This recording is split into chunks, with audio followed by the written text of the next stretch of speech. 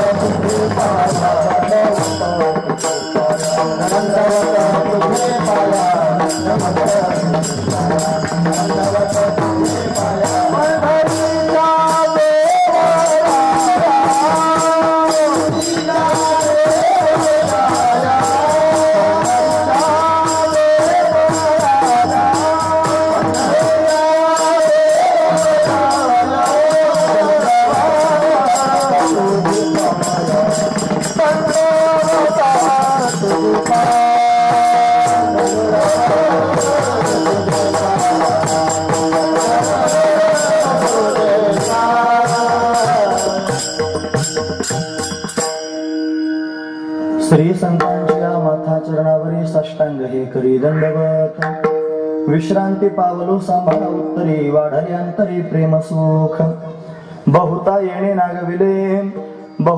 नागविले हरुणी सर्वस्वही नेले करू जाता याची गोठी जीवे जीवा घाली मिठी. प्रस्तुत. प्रतिवर्षीप्रमाणे याही वर्षी होणारा आपला अखंड हरिनाम सप्ताह, या सप्ताहातील असणारी ही 5व्या क्रमांकाची भगवंताची कीर्तन रूपी सेवा, ही अकारण करुणा वरुणालय भक्तकाम कल्पद्रुम भगवान पांडुरंग परमात्म्याच्या अथांग करुणेने, त्याच्या दयेने आणि या सर्व संयोजक मंडळींच्या माध्यमातून, हरिभक्तीपरायण इदगे महाराज आहेत, भालेकर महाराज आहेत, त्या सर्वांच्या माध्यमातून आमच्या वाटेला आलेले आहे. सेवेकरिता निवडलेला अभंग श्री संत निळोबारायांचा आहे.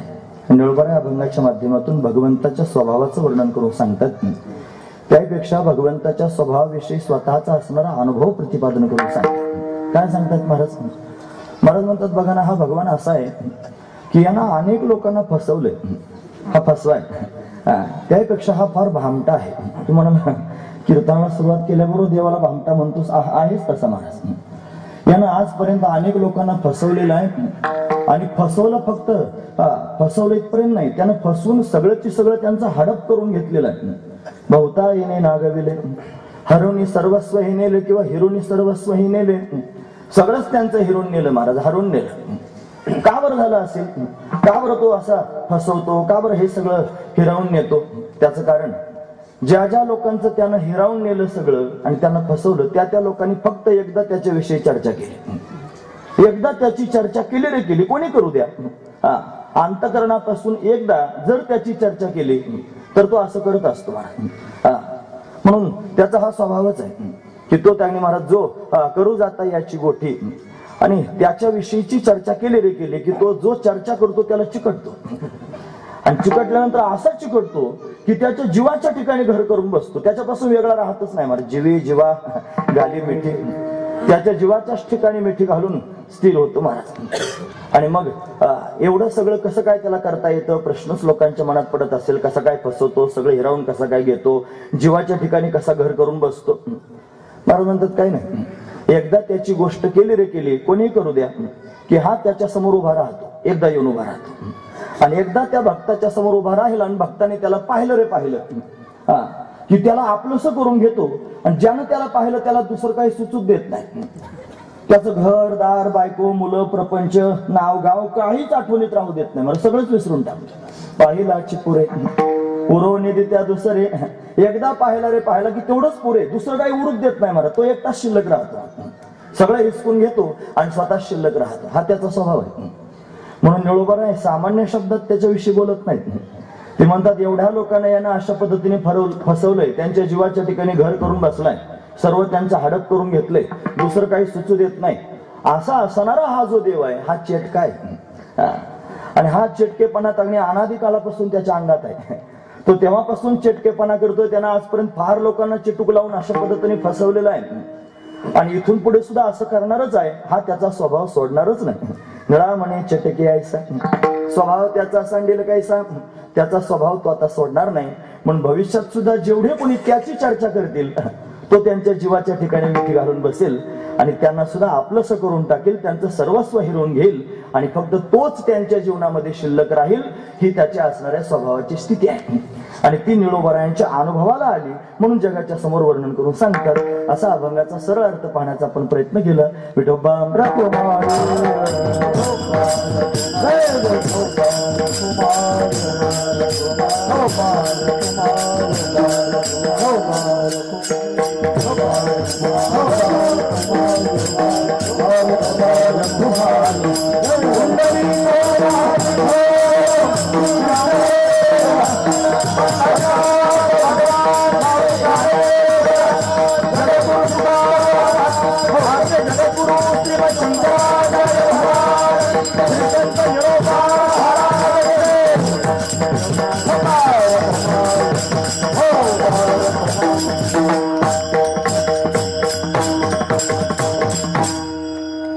हरी बहुता येणे नागविले हरुणी सर्वस्व ही नेले, करू जाता याची गोठी, जीवे जीवा घाली मिठी. प्रस्तुत. प्रतिवर्षी मोठ्या आनंदाने आपण हा सप्ताह या ठिकाणी संपन्न करतो. वैकुंठवासी हरिभक्तीपरायण निवृत्ती धोंडोबा भालेकर आणि यांच्या स्मरणार्थ वैकुंठवासी हरिभक्तीपरायण धोंडोबा बाळा भालेकर यांनी त्यांनी हे मंदिर या ठिकाणी बांधलेलं आहे आणि बऱ्याच वर्षांपासून या ठिकाणी हा सोहळाही संपन्न होतो. अनेक असणाऱ्या महापुरुषांच्या मुखातून आपण सेवा श्रवण करतात आणि कानांची तृप्ती अशा पद्धतीने होते. आल्यावर महाराज मंडळींचं त्यांनी आगमन कोणाकोणाचं झालंय हे त्यांनी पाहिलं आणि पुढेही त्यांनी कोण कोण येणार आहेत की जे त्यांनी परमार्थामध्ये खरोखर अग्रेसर आहेत आणि अशा महात्म्यांच्या मुखातून आपल्याला प्रतिवर्षी श्रवण करायला मिळतं. आनंदाची गोष्ट आहे. म्हणून आज त्यांनी आपण ही सेवा या ठिकाणी करतो. आमचा इथे सेवा करण्याचा हा प्रथमच योग आहे. इतरत्र त्यांनी महाराज या अनेक लोकांच्या भेटीगाठी होत असतात.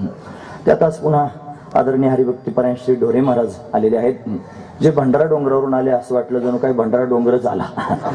असं द्या, डोंगर म्हणल्यावर जरा थोडा म्हणून महाराज आलेले आहेत. सर्वच महाराज मंडळी माझ्या डोळ्यासमोर मला दिसत आहेत आणि सर्वांच्या समवेत मोठ्या आनंदानं भगवंताची सेवा करायची आहे. त्याचा स्वभाव आपल्या सर्वांना ऐकायचा आहे. नळोबाराय भगवंताचा स्वभाव सांगतात. तुकोबारायांची असणारी ही पावनभूमी, तुकोबारायांची असणारी ही पंचकृषी आणि या पंचकृषीमध्ये त्यांनी महाराज तुकोबारायांच्या अभंगावर आपण सदैव चिंतन ऐकत असतो. कधीतरी नळोबारायांचे सुद्धा अभंग चिंतनाकरिता आले पाहिजे. कारण नामदेव महाराजांनी वाळवंटामध्ये आणि संकल्प केला की शतकोटी अभंग रचना मी करीन. जसं त्यांनी दोन विद्वान त्यांनी वाळवंटात चर्चा करत होते, पंढरपूरच्या चंद्रभागेच्या वाळवंटात. आणि चर्चा सुरू असताना कोणी म्हणत होतं की व्यास महर्षी मोठे आद्य कवी आहेत, त्यांनी फार मोठी रचना केलेली आहे. कोणी म्हटलं वाल्मिकजींनी मोठी रचना केलेली आहे. आणि दोघांमध्ये संवाद होता, कोण श्रेष्ठ आहे दोघांमध्ये. मग कोणीतरी सांगितलं वाल्मिक ऋषी जास्त श्रेष्ठ आहेत. कारण का शतकोटी रामायण वाल्मिकांना अशा पद्धतीने जगाच्या समोर लिहिलं. त्यांचा अधिकार जर पाहिला तर कोळी समाजामध्ये जन्माला आले वाल्मिक ऋषी, जे त्यांनी महाराज वाल्याचा वाल्मिक झालेले वाल्मिक ऋषी, ज्यांच्यावर साधूची कृपा झाली आणि ज्यांनी त्यांनी महाराज राम जन्माला यायच्या आधी रामायणाची रचना केले रामायण रामा आधी, अशी त्यांची स्थिती.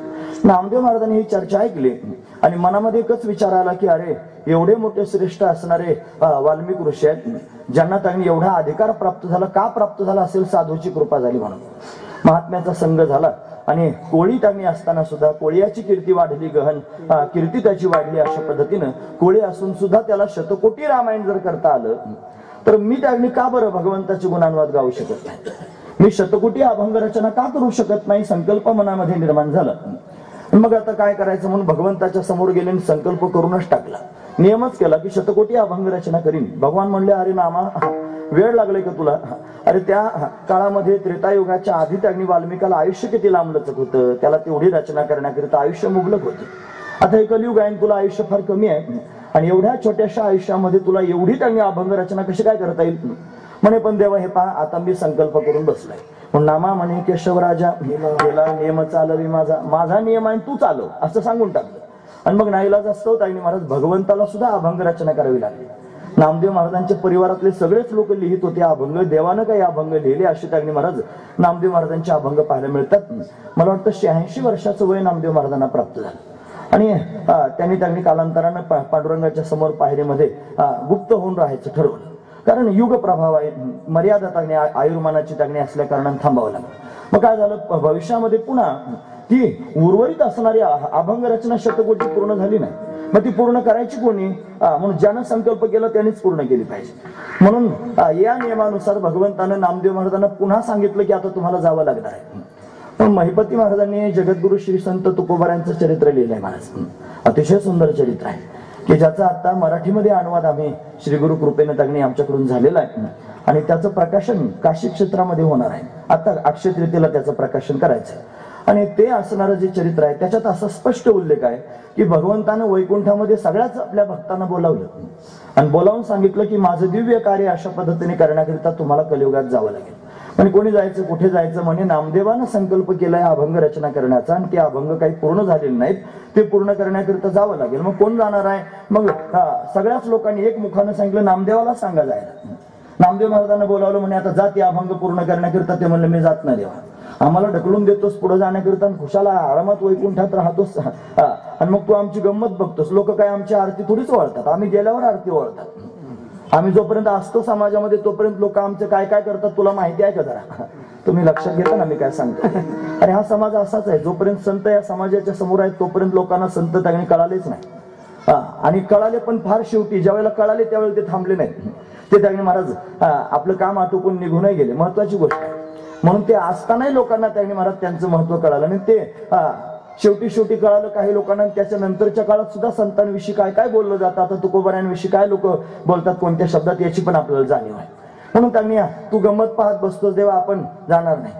देवाने सांगितले बघ नामा असं करू नकोस, मी पण त्यांनी तुझ्या बरोबर यायला तयार आहे. तू त्यांनी जिथे उभा राहशील तिथे तुझ्या बरोबर मी उभाच राहील. आणि या नियमानं त्यांनी महाराज अशी बोली ठरली की तू माझ्या बरोबर सदैव राहणार असशील तर मी तुझ्या बरोबर तुझं काम करण्याकरिता जातो. मग ते तुकोबारायांच्या रूपानं प्रगट झाले. तुकोबारायांनी अभंग रचना केली आणि तुकोबाराय असताना त्यांच्या संगतीमध्ये त्यांनी महाराज श्री संत बहिणाबाई प्रगट झाल्या होत्या. कारण या बहिणाबाई सुद्धा सामान्य नाहीत महाराज. जसा चौयुगाचा भक्त नामा उभा कीर्तनी पाठीमागे डोळे झाकून उभे ते जणे असं आपण ऐकतो. म्हणजे सत्ययुगामध्ये त्यांनी नामदेव महाराज प्रल्हाद झाले होते. प्रल्हाद त्यावेळेला हिरण्यकश्यपूची दासी झाली होती पद्मिनी. ती पद्मिनी प्रल्हादाच्या बरोबर अशा पद्धतीनं सेवेमध्ये होती, पद्मिनी म्हणून दासी होती. त्याच्यानंतर त्रेतायुगामध्ये त्यांनी महाराज ते अंगत झाले, त्यावेळेला हे मंथरा होऊन अशा पद्धतीने प्रगट झाली होती. आणि त्यानंतर त्यांनी महाराज हे उद्धव झाले द्वापार युगामध्ये, त्यावेळेला ती कुब्जा दासी झाली, त्रिवक्रा तिचं नाव. ज्यावेळी ती कलियुगामध्ये नामदेव महाराजांच्या रूपानं प्रगट झाली त्यावेळी तीच दासी जनाबाईच्या रूपानं प्रगट झाली. आणि तेच नामदेव महाराज तुकोबारांच्या रूपानं प्रगट झाले त्यावेळेला तीच पुन्हा एकदा बहिणाबाईंच्या रूपानं प्रगट झाली. मग ही शृंखलाच आहे महाराज.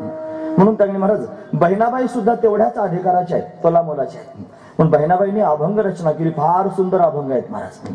त्या अभंगांमध्ये वेदातला भाव प्रत्यक्ष प्रगट झाला. तुम्ही जरा बारकाईनं वाचून बघा. आताच आपण भंडारा डोंगरावर त्या बहिणाबाईंच्या सार्थ अभंग गाथ्याचं प्रकाशन केलंय. 750 अभंग बहिणाबाईंचे त्यांनी महाराज उपलब्ध आहेत. अजूनही अभंग होते पण पूर्वीच्या काळात अशी पद्धत होती.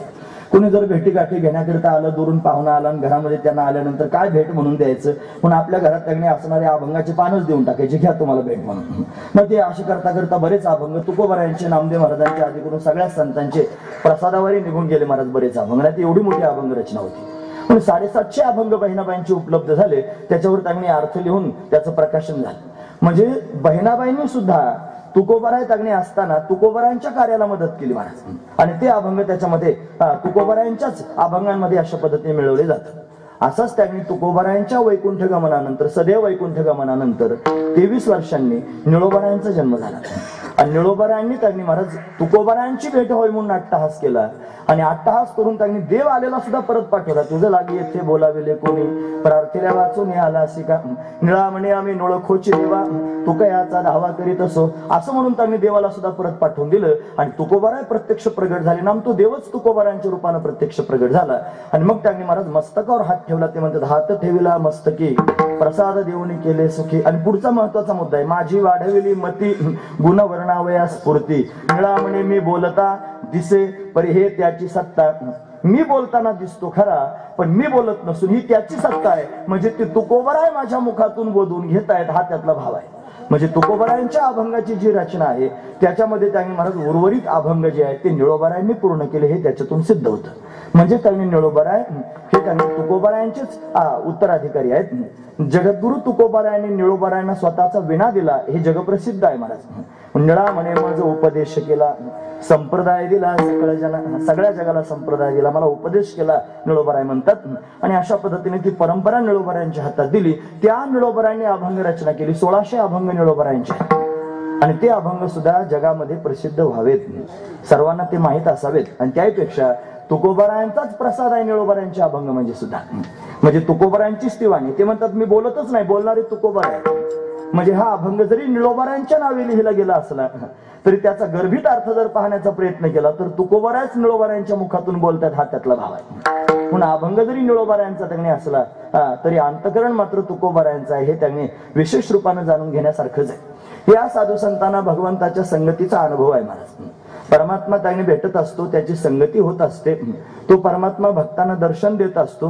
का दर्शन देतो, का भेटतो, का त्याची संगती घडते, या सगळ्या गोष्टींचा जर विचार आपण करायचं ठरलं तर अनादी कालापासून हे भवचक्र आपल्या डोळ्यासमोर दिसत आहे.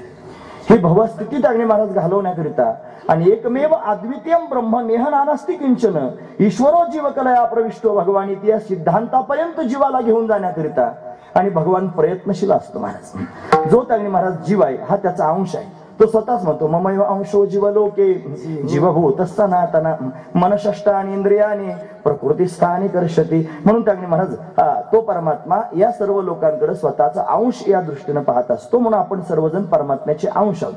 म्हणून हे जे आपले अंश आहेत ते अंशीच्या ठिकाणी विलीन होतात. का होतात त्याचं एकमेव कारण आहे, तो परमात्मा कृपा करतो आणि त्यांना आपल्यापर्यंत घेऊन जातो. त्यांना आपल्यापर्यंत न्यायचं ठरवलं तरच जीवाला त्याच्यापर्यंत जाता येतं, नाहीतर जाता येत नाही महाराज.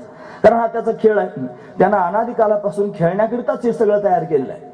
मग ज्याच्या उद्धाराची वेळ जवळ आलेली आहे, ज्याच्यावर तागणी महाराज मुक्त स्थितीचा तागणी महाराज असणारा प्रभाव पडलेला आहे, तोच अशा पद्धतीने खेचून या मंडपापर्यंत येईल. कोणी पण परमार्थाला लागत नाही, कोणी गळ्यात माळ घालत नाही, कोणी पण भगवंताचं भजन करत नाही, कोणी पण वारी करत नाही, कोणी गाथा भागवत ज्ञानेश्वरी वाचत नाही. कोण वाचतो? भगवंताची ज्याच्यावर कृपा झाली तोच हे सगळं करू शकतो. कारण सहजासहजी ते प्राप्त होत नाही. भगवंताच्या कृपेनं प्राप्त होणाऱ्या 3 गोष्टी आहेत. जगद्गुरु शंकराचार्य विवेक चूडामणी नावाच्या ग्रंथात वर्णन करून सांगतात 3 गोष्टी दुर्लभ आहेत. हरे हे दुर्लभम त्रयमेव एतत् देवा अनुग्रह हेतुकम मनुष्यत्वम मुमुक्षुत्वम महापुरुष संश्रया. 3 गोष्टी दुर्लभ आहेत. 1 नंबर तागणी महाराज मनुष्यत्व दुर्लभ आहे. नंबर 2 तागणी महाराज त्याच्यामध्ये मुमुक्षुत्व दुर्लभ आहे. आणि नंबर 3 तागणी महाराज त्याच्यामध्ये महापुरुषाची संगती होणं दुर्लभ आहे. या 3 गोष्टी जर जीवनामध्ये प्राप्त झाल्याच झाल्या तर कशाने होतील?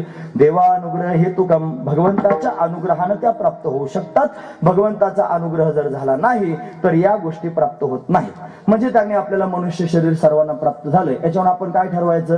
याच्यावर आपण त्याने पक्क ठरवायचं की आपल्यावर भगवंताची काय झाली कृपा, त्याचा अनुग्रह आपल्याला मिळालाय म्हणून आपण मनुष्य झालो. नंबर 2, आपण या मंडपात आलो, मोक्षाची अपेक्षा आपल्या अंतःकरणात निर्माण झाली, याचा अर्थ आपल्यावर भगवंताची कृपा झाली. आणि नंबर 3, जगद्गुरु तुकोबारांसारखे महापुरुष आपल्या डोळ्यासमोर त्यांनी आहेत, त्यांच्या गाथ्याच्या रूपाने ते प्रत्यक्ष प्रगट आहेत आणि त्यांची संगती आपल्याला होते, याचा अर्थ भगवंताची आपल्यावर कृपा आहे.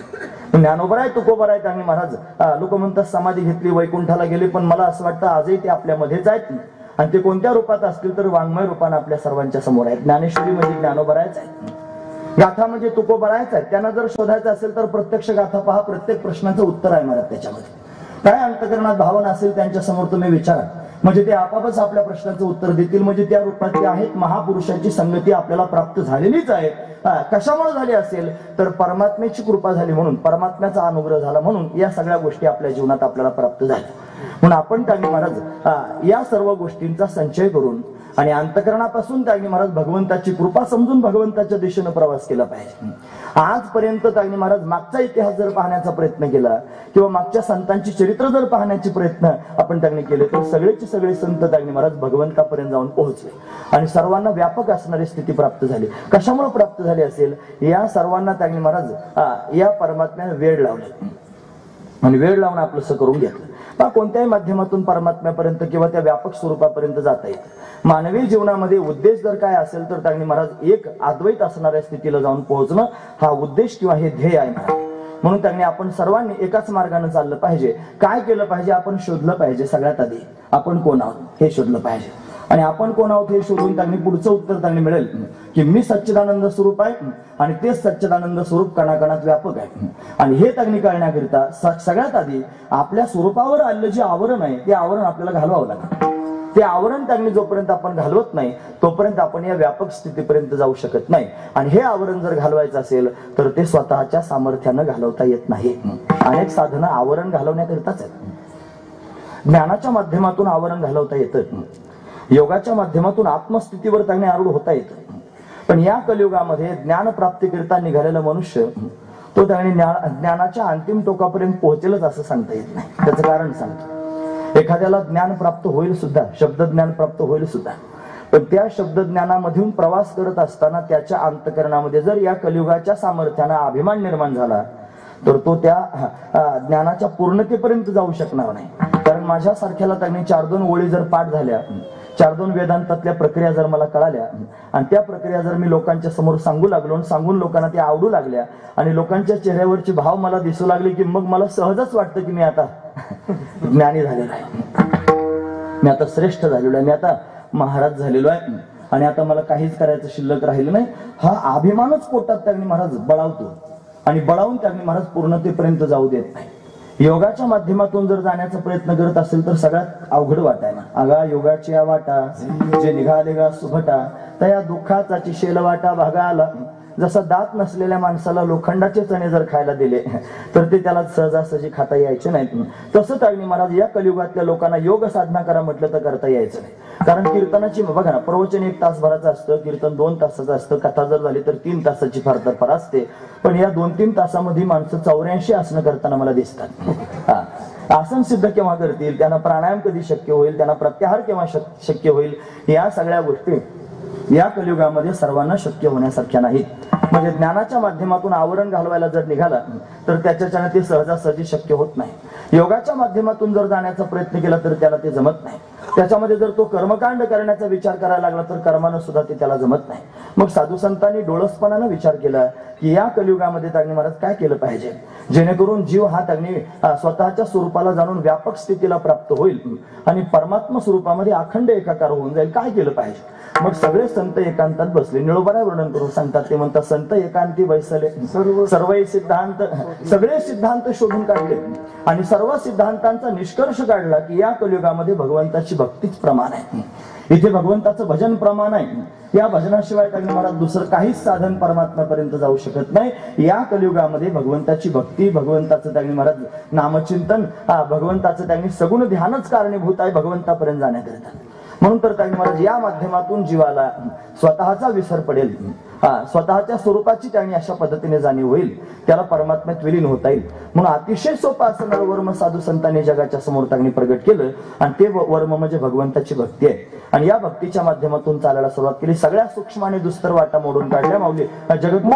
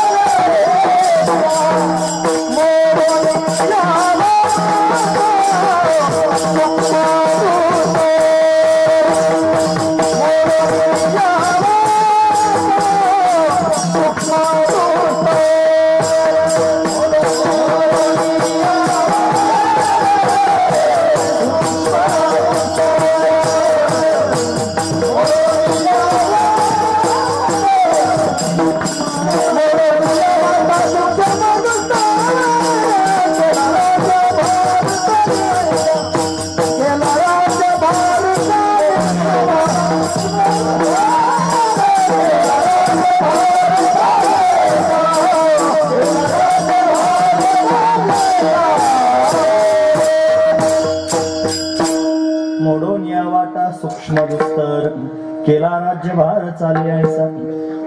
प्रमाण म्हणताना आस्कलित म्हटलं की फार बरं वाटतं, नाही तर मोडून या वाटा सूक्ष्म असं म्हटलं तर जरा दीर्घ होतं नाही का. सूक्ष्म म्हटल्यानं सूक्ष्म होतं. किंवा आम्ही वैकुंठवासी असं म्हणण्यापेक्षा आम्ही वैकुंठवासी असं जर म्हटलं तर गोड वाटतं.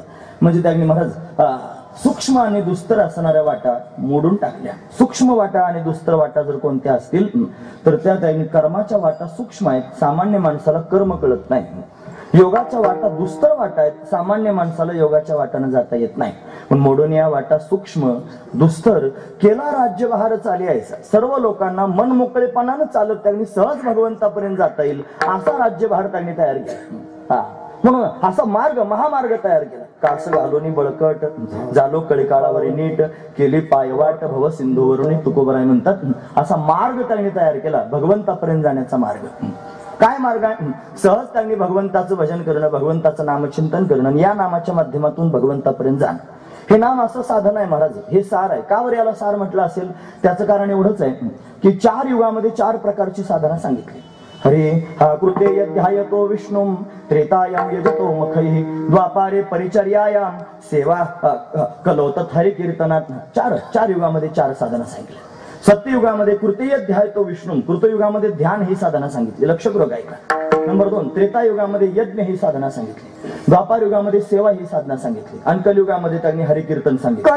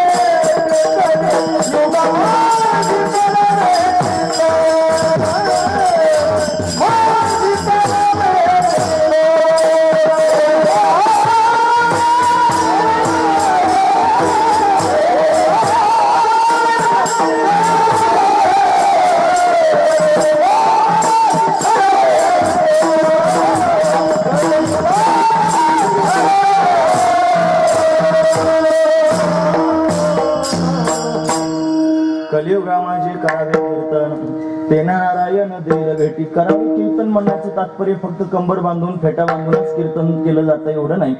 3 कीर्तन, गुणसंकीर्तन, लीला संकीर्तन आणि नामसंकीर्तन. म्हणून सर्वात श्रेष्ठ असणारं नामसंकीर्तन आहे, जे सर्वांना करता येतं असं नामसंकीर्तन. हे नामसंकीर्तन जे आहे याच्यामध्ये सुरुवातीच्या 3 युगांमधल्या असणाऱ्या ज्या साधना त्यांचा अंतर्भाव आहे महाराज. सुरुवातीला ध्यान केलं जात होतं. आता आपण काय करतो? नामस्मरण. नामस्मरण ही साधना आहे की नाही, याच्यामध्ये स्मरण शब्द येतो. स्मरण म्हणजे आठवण आणि आठवण म्हणजे ध्यान. नाम घेतलं की ज्याचं नाव आपण घेतो, राम म्हटलं की राम डोळ्यासमोर उभा राहतो, रामाचं ध्यान आपल्याला होतं. महत्वाची गोष्ट म्हणजे नाम असं साधन आहे की ज्याच्यामध्ये सत्ययुगातल्या साधनेचा अंतर्भाव झाला, ध्यान झालं देवाचं. राम म्हटलं, कृष्ण म्हटलं की भगवंताची आठवण आपल्याला झाली, म्हणजे त्यांनी ध्यान हे साधन आलं. नंबर 2 त्रेतायुगामध्ये केलं जाणारं साधन यज्ञ. नाम म्हटलं की यज्ञ सुद्धा होतो महाराज. नाम जप यज्ञ तो परम बाधून शके स्नानादी कर्म नामे पावन धर्माधर्म नाम परब्रह्म वेदार्थे. म्हणून नाम त्यांनी घेतलं की यज्ञ होतो. तुकोबारांनी स्वतःच सांगितलं की त्यांनी राम म्हणता वाट चाली आणि यज्ञ पावला पाऊ. प्रत्येक पावलाला यज्ञ होतो. इथे त्यांनी लोहगावात तुकोबारांचं कीर्तन त्यांनी सतत व्हायचं. आणि तुकोबारांनी सांगितलं कीर्तनामध्ये की नामचिंतन केलं की एक यज्ञ, एका पावलाला एक यज्ञ होतो. एका भटजीबांनी कीर्तन ऐकलं महाराज. ते फार अतिशय श्रद्धेनं लोहगावातले ब्राह्मण तुकोबारांचे भक्त झाले होते सगळे. म्हणून त्यांनी कीर्तन ऐकलं, मनामध्ये खरंच भाव निर्माण झाला की हे यज्ञ पावला पावली. मग त्यांनी विचारच केला, म्हणे किती यज्ञ होतात? पाऊल टाकायचे रामकृष्ण म्हणायचे, एक गाठण मारायचे सुतोळीला. असा सुतोळीचा बंडल तयार केला होता. कर्मधर्म संयोगानं त्याच गावामध्ये एका माणसाला ब्रह्मसंबंध झाला होता. पिशाच्य त्याला लागलं होतं आणि त्या माणसाच्या मुखातून ते बोलत होतं. आज पिशाच्य सांगणं जरा कठीण आहे नाही का? असू द्या. पण ते तुकोबारांनी त्यावेळेला सांगितलं. ज्ञानोबाराय म्हणतात पळे भूत बाधा बेण्यात येते. आजकालचे लोक म्हणतात ह्या तुमचा सगळा बावळटपणा आहे. म्हणणारे म्हणू देत परते, कारण आम्ही त्यांच्याकडे पाहून जगत नाहीत, आम्ही ज्ञानोबारांकडे पाहून जगतो. आम्हाला ज्ञानोबारायप्रमाणे ते म्हणतील ती पूर्व दिशा, बाकीचे म्हणतील ती कोणतीच दिशा नाही. त्यांना दिशाच माहित नाही तर ते दुसऱ्याला काय दिशा दाखवते. पण ज्यांना स्वतःलाच दिशा कळत नाही, इथे दिशा दाखवणारे ज्ञानोबर आहेत, तुकोबर आहेत. म्हणून पिशाच्य त्यांनी पळे भूत बाधा बेण्यात येते. त्यानं त्यांनी बोलायला सुरुवात केली. म्हणे मी या शरीराला सोडून जाईन, पण केव्हा जाईन? मला जर का यज्ञाचं फल जर दिलं तर, पुण्य जर दिलं तर मी जाईन. आता कोणी यज्ञ करायचा एवढा कठीण प्रसंग, कोणी काय यज्ञ करायला तयार होईना आणि त्या माणसाची पिशाच्य बाधे काय जाईना. मग काय करायचं हे ऐकू आलं त्याने त्या भूरदेवाला, ज्याने त्यांनी गाठणी मारायला सुरुवात केली होती. ती म्हणली आहेत ना यज्ञ, तू कोणाने सांगितलं यज्ञ पावला पावली. प्रत्येक पावलाला राम म्हणलं की यज्ञ होत असतो म्हणे, माझ्याकडे फार यज्ञ जमा झाले गाठोडं भरून. मग काय करायचं, देतो म्हणे एका यज्ञाचं फल. गेले त्या माणसाच्या समोर, हातात पाणी घेतलं आणि संकल्प केला म्हणे एका यज्ञाचं फल त्याला देऊन टाकतो. आणि एक गाठण सोडल्याबरोबर ते पिशाच्य त्यांनी त्या शरीराला सोडून निघून गेलं. म्हणजे नाम एकदा भगवंताचं नाम घेतलं तरी एक यज्ञ होतो महाराज. एवढं सामर्थ्य भगवंताच्या नामात आहे. ही साधन आहे महाराज, महत्वाची गोष्ट आहे. पण एक नाव त्यांनी घेतल्यानं यज्ञ होतो. म्हणजे त्यांनी ध्यान नामानं घडतं, यज्ञ नामानं घडतो. आणि या कलियुगामध्ये जर भगवंताची सेवाच करायची असेल तर कोणत्याच साधनानं करता येत नाही, फक्त नामचिंतन. हेच त्यांनी चित्ताचे आसन तुका करीतो कीर्तन. मग कीर्तन हीच सगळ्यात मोठी सेवा, भगवंताचं नाम संकीर्तन करणं सेवा. म्हणजे सत्ययुग, त्रेतायुग आणि द्वापारयुग या 3 युगांमध्ये असणारी साधना एकाच कलियुगामध्ये घडते. आणि ती जर कशाने घडत असेल, भगवंताच्या नामाने घडते. पण जो कोणी भगवंताच्या नामचिंतनाला लागतो तो त्यांनी महाराज भगवंताच्या त्या व्यापक स्वरूपाचा अधिकारी होतो. फक्त नामचिंतन केलं रे केलं की मुखी नाम हाती मोक्ष, 80 साक्ष बहुतांची नाम घेतल्यानं मोक्ष प्राप्त होतो. मग कोण देतो नाम घेतल्यानं मोक्ष? ज्याला भगवंताच्या नामाचा छंद लागला तो भगवानच त्याला तो मोक्ष प्राप्त करून देतो. मनाचे संकल्प पावविल सिद्धी जरी राहे बुद्धी याची.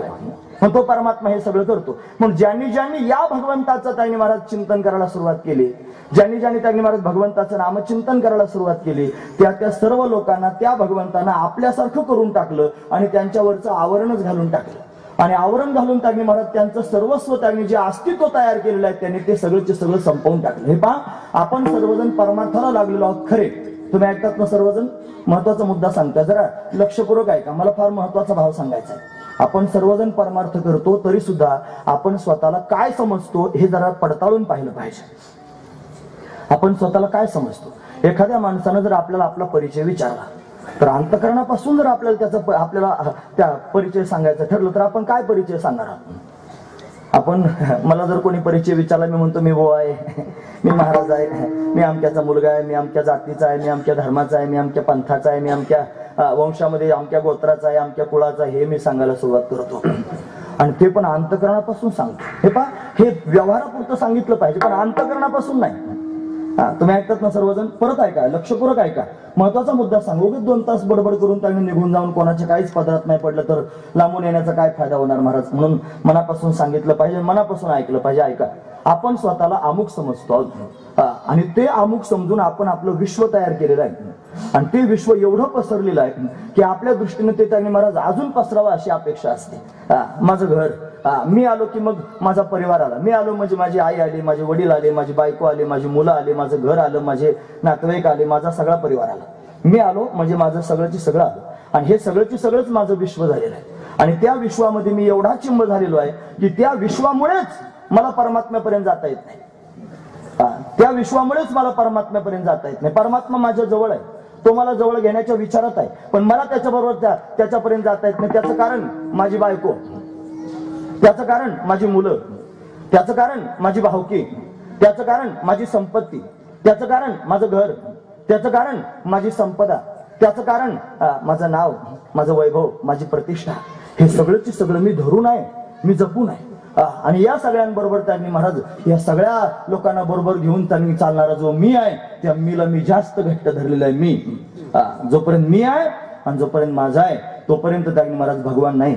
सगळे लोक अडकलेले आहेत. अहम ममतेची निलवड सवडी, माते न पावतीची बापुडी, म्हणून जन्म मरणाची दुथडी ढवळी तिथे. अहम आणि मम या 2 गोष्टी सर्व लोकांच्या ठिकाणी आहेत. आणि या अहम आणि मम मधून जर बाहेर निघायचं ठरलं तर भगवंताच्या कृपेशिवाय निघता येत नाही. जोपर्यंत अहम आहे आणि जोपर्यंत मम आहे तोपर्यंत देव नाही महाराज. ज्याला खरोखर अंतःकरणापासून माझ्या भगवंताला भेटायचं असेल, ज्याला खरोखर अंतःकरणापासून देव पाहायचा असेल, ज्याला खरोखर अंतःकरणापासून पांडुरंगाची भेट व्हावी असं वाटत असेल, ज्याला खरोखर अंतःकरणापासून पांडुरंगानं आपल्याला आपलं म्हणावं असं वाटत असेल, ज्याला भगवंताचा साक्षात्कार होऊन भगवंताने त्यांनी मस्त करून हात फिरून हृदयाला लावावं असं वाटत असेल, त्यानं काय केलं पाहिजे? त्यानं भगवंताच्या चरणी समर्पण केलं पाहिजे. आणि कशाचं समर्पण केलं पाहिजे ते त्यांनी महाराज स्वतःच्या मीपणाचं आणि स्वतःच्या माझेपणाचं. पण अशा गोष्टी आहेत या दोन की ज्या सुटत नाहीत महाराज. मी पण सुटत नाही, माझं पण सुटत नाही.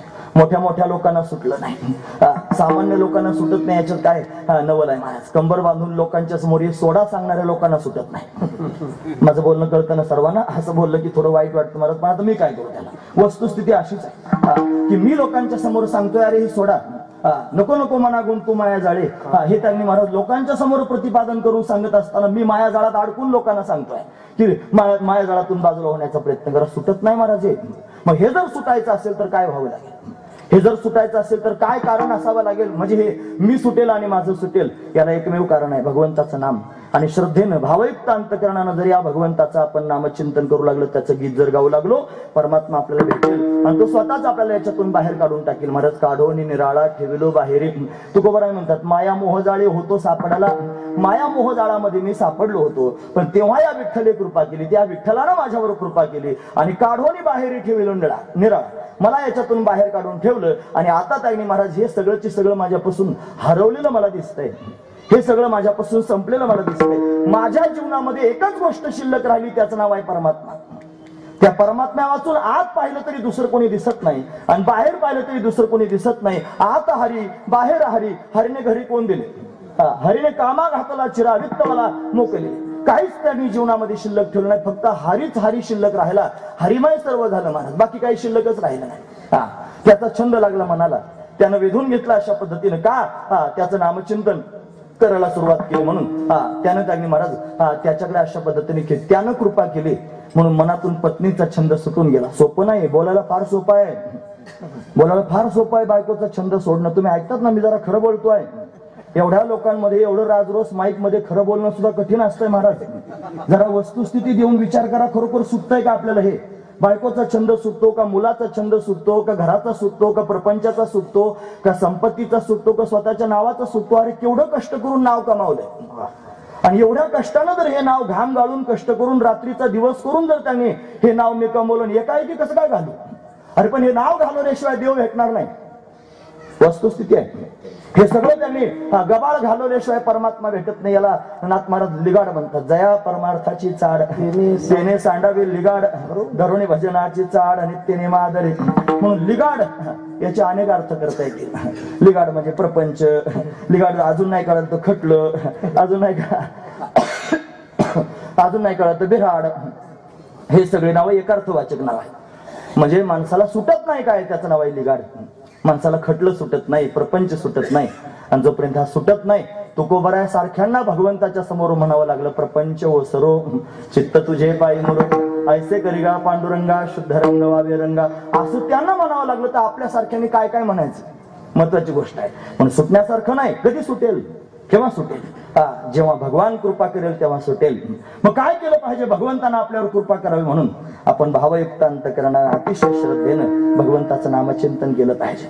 ज्यांनी ज्यांनी आजपर्यंत भावयुक्त अंतकरणानं आणि अतिशय श्रद्धेनं या भगवंताचं नामचिंतन केलं आणि त्या सगळ्या लोकांना भगवंतानं या सगळ्या झंझटीतून बाहेर काढलं महाराज. कारण तो उपाधीपासून वेगळा आहे. तुकोबराय म्हणतात उपाधी वेगळे तुम्ही निर्विकार, काहीच संसार तुम्हा नाही, ऐसे मज करून ठेवा नारायणा समोर वासना नुरवावी. म्हणून त्याच्या समोर त्यांनी तुकोबराय असं म्हणतात. म्हणजे तो उपाधी वेगळा आहे, त्याच्यासारखं जर आपल्याला व्हायचं असेल तर तोच करू शकतो. म्हणून अविनाश करी आपुले ऐसे. फक्त काय केलं पाहिजे, लावी मना पिसे गोविंदाचे. मनाला गोविंदाचं पिसं जर लावलं तर तो गोविंद परमात्मा आपल्याला त्याच्यासारखं अविनाश करून ठेवील. हे त्यातलं मर्मच आहे महाराज.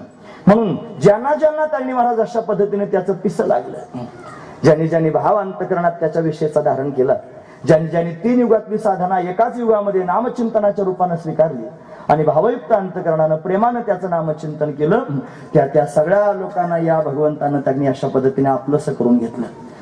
म्हणजे काय केलं, त्यांना त्यांनी महाराज संसारातल्या आसक्तीतून दूर करून टाकलं.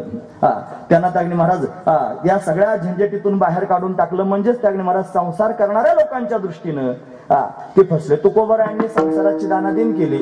त्यावेळेला 1000 लोक तुकोबरायांच्या अवतीभोवती, त्यांनी सावकार लोक, त्यांचे मित्र लोक येत होते. अरे तुका काय करतोस, त्या देवाचं नाव घ्यायला लागल्यापासूनच तुझा असा घोटाळा झाला. तुला त्यागणी हे सगळं दिवाळा निघालं, हे त्यागणी दुष्काळ पडला, बायको त्यागणी मरून गेली, मुलगा मरून गेला, मायबापाचा असलं, हे सगळं झालं कोणामुळे? तू ते विठ्ठल विठ्ठल म्हणतोस ना म्हणून झालं. म्हणजे लोकांच्या दृष्टीनं भगवंताचं नाव घेतल्यानं तुकोबराय काय झाले? फसले. तुकोबराय काय झालं? तुकोबरायांचं जीवन भगवंताच्या भक्तीमुळे काय झालं? बिघडलं. कोणाची दृष्टी आहे? लोकांची दृष्टी. सामान्य लोकांच्या दृष्टीनं संसारात जर बिघाड झाला की समजायचं हे देवाला लागले आणि देव करता खेळ मागे लागला आणि त्यांचा घोटाळा झाला, असं म्हणणारी सामान्य लोकांची दृष्टी आहे. म्हणजे त्या देवाची हे भक्ती करायला लागले आणि त्या देवानं त्याने महाराज या सगळ्या लोकांना फसवलं. आणि फसवून काय केलं? अहो त्यांचं काही शिल्लक ठेवलं नाही. त्यांचा बाप मरून गेला, आई मरून गेली, भाऊजाई मरून गेली, भाऊ निघून गेला, बायको मरून गेली, मुलगा मरून गेला, दिवाळा निघालं, सगळी संपत्ती गेली, हारोनी सर्वस्वही नेले. काय तर त्याच्या भक्तीला लागले आणि त्यांना फसवलं आणि फसवून सगळं त्यांचं हिसकावून घेतलं. हे म्हणण्याचं तात्पर्य आहे महाराज. कोण म्हणताय? समाज म्हणतोय. आणि त्या समाजाची दृष्टी अशीच आहे महाराज. कारण समाज संसाराच्या चौकटीला सोडून पुढे जायला नकोच म्हणतो, तो परमार्थ करतो. हे पहा, फार नित्यनियम करणारे लोक आहेत महाराज. रोज नित्यनियमानं त्यांनी सगळ्या गोष्टी करतात, पण परपंचाची चौकट सोडत नाहीत महाराज. त्याच्यातून बाजूला व्हावं वाटत नाही. आणि जोपर्यंत परपंचाची चौकट सोडून परमात्म्यापर्यंत आपण जात नाही तोपर्यंत परमात्मा भेटत नसतो. हे पक्क लक्षात ठेवा. ज्याला देव पाहिजे त्याच्याकरिता हे अतिशय अमृतासारखं बोलणं आहे महाराज. त्याने ते आपल्या अंतःकरणात साठवावं, म्हणून त्याच्या पलीकडे उडी मारून जाण्याचा प्रयत्न करावा. परमात्म्यापर्यंत जायचं असेल. तुकोबराने उडी मारली आणि उडी मारून सर्वस्वाचा त्याग केला. कशामुळे त्याग झाला असेल? त्या भगवंताचा छंद मनात लागला म्हणून. आणि त्यापेक्षा त्याचा छंद लागला म्हणून त्यानंच अशा पद्धतीने तुकोबारांना त्यातून बाजूला केलं. फक्त तुकोबारांनाच नाही, जरा मागच्या सगळ्या संतांकडे बघा. अरे सगळ्यांनाच यानं असंच केलंय महाराज. यानं आजपर्यंतच्या सगळ्या संतांना अशाच पद्धतीनं फसवलेलं आहे. यानं नामदेव महाराजांना प्रपंच गुरु दिला नाही. यानं नामदेव महाराजांच्या जीवनामध्ये एवढी प्रापंचिक स्थिती त्यांच्या वडिलांनी जमा करून ठेवली, ती शेले विकण्याकरिता नामदेव महाराजांना पाठवलं. याला एवढा छंद त्याने महाराज भक्ताला लावता येतो. काय सांगायचं महाराज तुम्हाला? रस्त्यानं चालायला लागले, ऊन लागत होतं आणि ऊन लागत होतं म्हणून विचार केला मनामध्ये, मी तर चालतोय रस्त्याने, हे रस्त्याने दगडे धोंडे मला दिसत आहेत, एवढ्या उन्हात बिचारे तळपतायत, मी आपला सुरक्षित आहे, यांना कोण संरक्षण देईल? माझ्या गुरुनं मला सांगितलंय कानाकानात देव भरलेला आहे. मग याच्यात नाही का देव या दगडांमध्ये? मग काय केलं? तिथंच गाठोडं सोडलं आणि त्याच्यावर पांघरून घातले महाराज. कपडे, गाठोड्यातले कपडे काढून दगडावर पांघरून घातले आणि दगडावर पांघरून घालून त्यांनी घरी आले. मग वडिलांनी विचारलं, झालं का रे? विक्री झाली का? हो म्हणे, फार विक्री झाली, सगळे कपडे विकले गेले. मग सगळे जर विकले गेले मग काय चलन आणलंच की नाही? काय ते म्हणे नाही आणलं. म्हणे का? उधार गेले म्हणे कपडे. म्हणे कोणाला दिले? आता काय नाव सांगायचं? म्हणे दगडोबा होते, धोंडोबा होते, त्यांनाच देऊन टाकले. आणि दगडोबा धोंडोबाला दिले. आणि मग त्यांनी वडील म्हणले, बघ ज्यांना दिले त्यांच्याकडून वसुली करून आण. आता काय? आता कोणाकडे वसुलीला जायचं? दुसऱ्या दिवशी परत त्याच रस्त्याने गेले, वाऱ्याने कपडे उडून गेले होते. आता काय करायचं? मग ते दगडच उचलले आणि उचलून अशा पद्धतीने घरी आणले आणि घरात कोंडून ठेवले महाराज दगड. मग वडिलांनी विचारलं, आणलंच का सगळं ते वसुली करून? ते म्हणले वसुली तर नाही मिळाली, पण ज्यांना कपडे दिले होते त्यांनाच कोंडून ठेवले घरात, बघायला चला. मग कुलूप उघडून त्याने महाराज पाहायला गेले तर घरात दगडन धोंडे होते, पण ते सोन्याचे झाले होते. नामदेव महाराजांच्या चरित्रात आहे महाराज. आणि मग ते त्याने महाराज सोन्याचे दगड झाले, पण ते त्यांना सहन झाले नाही. त्याने उचलून चंद्रभागेच्या पात्रात नेऊन टाकून दिले महाराज. म्हणजे त्याचा छंद लागला, त्याचं ज्ञान झालं, तो कणाकणात व्याप्त आहे असं कळालं, म्हणून दगडा धोंड्यांमध्ये सुद्धा दिसायला लागला. आणि त्यांना त्रास होऊ नये म्हणून त्याच्यावर कपडे पांघरून घातले महाराज. हे छंद लावला की नामदेव महाराजांना. त्याच्या आधी अनेकांचे त्याने महाराज पुरावे मला सांगता येतील, वेळेच्या अभावी अनेकांचे पुरावे सांगत नाही. म्हणून त्याने महाराज असे अनेक आहेत संत की ज्यांच्या संसारात यानं बाधा निर्माण केले, त्यांना फसवलं. आणि फसून त्याने महाराज त्यांचं सर्वस्व अशा पद्धतीने हिसकून घेतलं आणि हिसकून त्यांना त्याने महाराज आपलंसं करून घेतलं. ही गोष्ट निळोबरांच्या जीवनात त्यांना स्वतःला अनुभवाला आली. आणि ती अनुभवाला आली, या भगवंताचा स्वभाव त्यांना कळाला की हा भगवान असाच आहे. यानं त्यांनी मलाच नाही, माझ्या गुरुजींना, त्यांनाच नाही, ते ज्यांचा अवतार आहेत त्यांनाच नाही, त्यांच्या आधीच्या अनेकांना अशा पद्धतीने फसवलेलं आहे. आणि फसून त्यांनी त्यांचं सर्वस्व याने हिरावून घेतलेलं आहे. आणि त्या ज्यांचं सर्वस्व याने हिरावून घेतलं त्या सगळ्यांना आपलंसं करून टाकलेलं आहे. हा अनुभव आहे म्हणून जगाच्या समोर वर्णन करून सांगतात अभंगाच्या पाहिजे.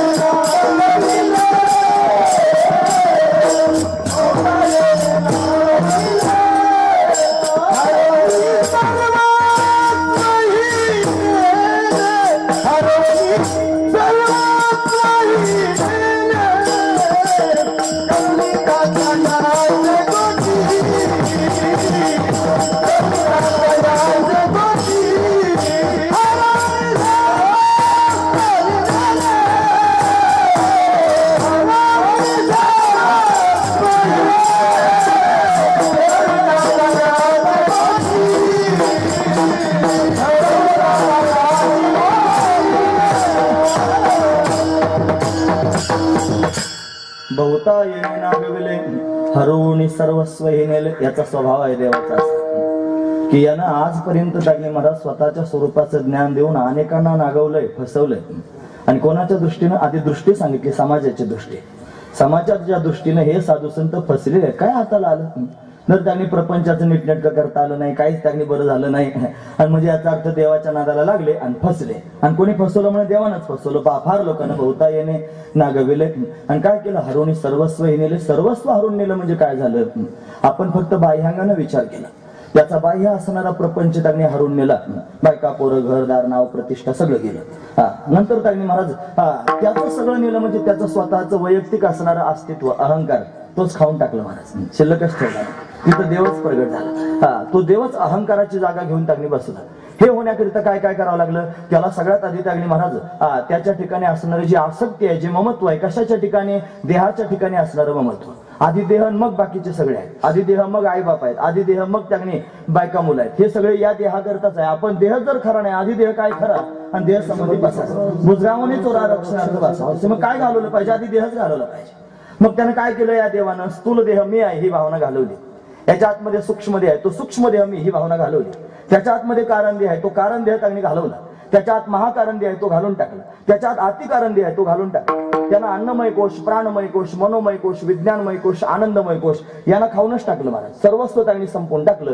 आणि सर्वस्व संपवून खाली जे शिल्लक राहिलं जे चैतन्य आहे, ते चैतन्य म्हणजे परमात्माच आहे. त्याला, त्या भक्ताला हे सगळेचे सगळे त्याचं हिसकावून घेऊन आपल्या स्वरूपामध्ये विलीन करून टाकलं. म्हणून हरून सर्वस्व हे नेले, हे म्हणण्याचं तात्पर्य आहे. दोन्ही अंगानं पण पाहता येईल अशा पद्धतीनं. म्हणून सर्वस्व त्यांना आपलं असं त्यांनी भक्ताला आपलं करून घेतलं.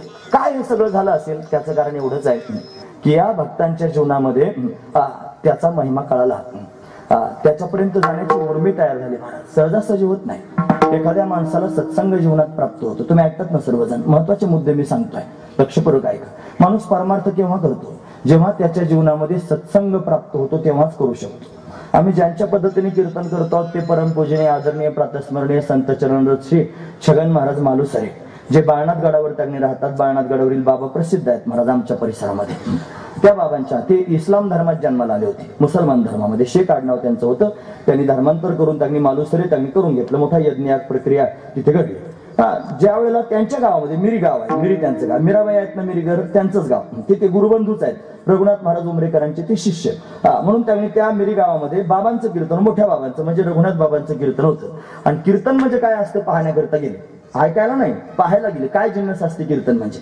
आणि ते कीर्तन असं सुरू झालं आणि एका पारावर जाऊन बसले वाट्यावर आणि बसले आणि पाय सोडून बसले महाराज. आता इस्लाम धर्माचे ते दानी होते, त्यांना त्याच्याविषयी काही आस्थाही नव्हती. आणि पाय सोडून बसले ना अभंग घेतला होता, तरीच शोभे वेडी होय नग्न धडफाडी, काय बोलायचे गौरव आतवरी दोन भाव. आणि बाबांचं या अभंगावर विवेचन त्यांनी सुरू झालं आणि ते ऐकून एवढे प्रभावित झाले की धर्मांतरच झालं महाराज. एका क्षणात सगळंच सुटलं, प्रपंचही सुटलं आणि घरदारही सुटलं आणि बाबांची संगत झाली आणि बाबांची कृपा प्राप्त होऊन त्यांनी महाराज जीवनच बदलून गेलं.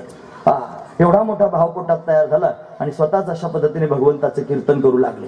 सत्संग जीवनात आला आणि या सत्संगामधून भगवंताचा महिमा ऐकायला मिळाला आणि तो त्यांनी महाराज ऐकला. आणि ऐकल्यानंतर विचारपूस करायला सुरुवात केली का हो, ज्या देवाची, सगळ्याच भक्तांच्या जीवनात असंच होतं. भगवंताचा महिमा ऐकला, त्याचं स्वरूप ऐकावं लागेल, त्याचं कार्य ऐकावं लागेल, त्याचं त्यांनी नावरूप ऐकावं लागेल. ते सगळं ऐकलं रे ऐकलं की ते ऐकून झाल्यानंतर त्यांनी मनात प्रश्न पडतो की हा परमात्मा त्यांनी सर्वांना अशा पद्धतीने भेटतो, दर्शन देतो, मग मला भेटेल काय. अंतकरणापासून ज्याच्या वाटतं की भगवंतांना मला भेटावं, त्याचं ऐकल्यानंतर तो मला भेटेल का हा भाव जरी तयार झाला आणि असा भाव पोटात घेऊन एखाद्या महात्म्याच्या समोर तो गेला आणि शुद्ध अंतकरणाने जर त्याला हात जोडून विचारायला लागला, बाबा तुम्ही ज्या भगवंताविषयी सांगता आहात, ज्या पांडुरंगाविषयी सांगता, तुम्ही म्हणता तो नामदेव महाराजांना भेटला, तुकोबरायांना, ज्ञानोबारायांना, सगळ्या संतांना भेटला, अंतकरणापासून जर तुम्ही एखाद्या महात्म्याजवळ जाऊन हात जोडून विचाराल, बाबा तो मला भेटेल का, फक्त एवढंच म्हणायचं औषध आहे, मला भेटेल का, तरी सुद्धा तो त्याच्यावर कृपा करतो महाराज. फक्त त्याच्याविषयी चर्चा केली तरी सुद्धा. पुराणातले अनेक उदाहरणं मला सांगता येतील, आता वेळ माझी संपत चालली, तरी पण त्याने मी तुम्हाला आठवण करून देतो, लक्षपूर्वक ऐका. नारदजी महाराज स्वतःचं चरित्र ना व्यासदेवांना वर्णन करून सांगतात. अहम पुरातीत भवे भवम मुने दास्यास्तु कशाश्चन वेदवादीनाम, भागवतातलं हे उदाहरण आहे. त्यांनी सांगितलं मी मागच्या जन्मामध्ये उपबर्हण नावाचा गंधर्व होतो. देवतांच्या सभेत गेलो, अश्लील गाणं गायलो. ते गाणं गायल्यानं त्यांनी ब्रह्मदेव नाराज झाले, मला शाप देऊन टाकला, जा तुला मृत्यूलोकात जन्माला जावं लागेल, तू दासीपुत्र होशील. मग मी त्यांनी दासीपुत्र झालो. माझे वडील त्यांनी मी जन्माला आल्याबरोबर मरून गेले. नारदजी महाराज व्यासांना सांगतात, त्यांचा मृत्यू झाला. आणि मग माझी आई, त्यांनी तिचं वय फार कमी होतं, तरुण अवस्थेत आहे, माझा जन्म झाला होता, तिला सती जाता येत नव्हतं. मग तिनं त्यांनी मला लहानचं मोठं करण्याकरिता तिथंच थांबायचं ठरलं. फार कठीण यातना सहन केल्या. मी 4-5 वर्षाचा झालो आणि मग त्यांनी त्या गावात चातुर्मास करण्याकरिता संत महापुरुष आले, ब्राह्मण आले. आणि ते आल्यानंतर माझी आई त्यांनी मला बरोबर घेऊन त्यांच्या समोर गेली. म्हणे, महाराज मला या जगात दुसरं कोणी नाही, हे पोरगच त्यांनी फक्त आहे. आणि मी त्यांनी जगात कशी राहते, मी तरुण आहे, माझे पती मरण पावलेले आहेत, लोक त्यांनी कोणकोणत्या दृष्टीनं माझ्याकडे पाहतात, मी त्यांनी जगणं मोठं कठीण झालेलं आहे, मला तुमच्या आश्रयाची गरज आहे. त्यांनी आश्रय दिला आणि आश्रय देऊन सांगितलं, इथेच राहा. गोसेवेचे काम माझ्या आईला प्राप्त झालं, नारदजी म्हणतात व्यासांना, आणि ती तिथे राहू लागली. आणि मी आता त्या संत महापुरुषांच्या बरोबर त्यांनी फिरू लागलो. त्यांनी रोज सत्संग करावा, विशाल वटवृक्षाच्या खाली एका चौथऱ्यावर बसून त्या महात्म्याने कथा सांगावी आणि सगळ्याच लोकांनी कथा ऐकावी. मी कथा ऐकण्याकरिता जावं. म्हणून अथांग जनसमुदाय त्यांनी असायचा. महाराज कथा सांगत होते आणि मी त्यांनी जवळ जाण्याचा प्रयत्न करू लागलो. लोक म्हणजे, दूर जवळ जाऊ नकोस. म्हणजे का बरं? दासीचा मुलगा आहे. माझी आई लोकांची धुनी भांडी करत होती, त्यांचं दास्यत्व करत होती, म्हणून ती दासीन, मी तिचा मुलगा दासीपुत्र. मग मला कथा ऐकायला जाता येत नव्हतं, पण काय करावं, मला तर जावं वाटत होतं. मग 2-4 वेळेला लोकांनी मला झिडकारलं, हो बाजूला म्हणून. हे त्या महात्म्यानं पाहिलं आणि पाहिल्यानंतर हात उंच केला, कथा थांबवली आणि सांगितलं, येऊ द्या त्या बाळाला समोर. असं म्हटलं की सगळ्या लोकांनी रस्ता दिला. माझं हृदयच मोठं झालं. नारदजी सांगतात, मी गायगायनं त्यांच्या समोर गेलो आणि गेल्यानंतर त्यांनी महाराजांच्या समोर हात जोडून उभा राहिलो. त्यानं मला विचारलं, बाळा काय नाव आहे रे तुझं? मी काहीच बोललो नाही, कारण मला सगळेजण दासीपुत्र म्हणत होते. मी काही बोल. परत त्याने विचारलं, बाळा तुझं नाव काय? मी काहीच बोललो नाही. मग तिसऱ्यांदा जरा दरडावून विचारलं, अरे सांग ना काय नाव आहे तुझं? मग मी हात जोडून म्हणलो, महाराज हे सगळे लोक मला दासीपुत्र म्हणतात. असं म्हटल्यावर महात्म्याचं हृदय कळवळलं महाराज, आणि कळवळून आलं हृदय. आणि कळवळलेल्या हृदयानं त्यांनी महाराज त्याला जवळ घेतलं. बाळा आजपासून तुला पुढे कोणीच दासीपुत्र म्हणणार नाही, आजपासून तुझं नाव रामदास.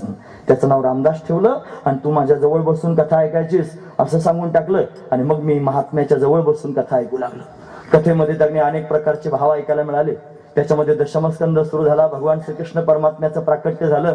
नंद घरा आनंद भयो जय कन्हैया लाल की सगळा गाव आनंदाने विभोर होऊन नाचू लागला. बधाई हो नंदराजाच्या घरी बधाई होऊ लागली. कन्हैया त्यांनी महाराज मोठा होऊ लागला. कंसानं षडयंत्र केलं, पुतनाबाईला पाठवलं, देवानं पुतणीचा उद्धार केला. महाबळ भटाला त्याची फजिती देवानं करून टाकली.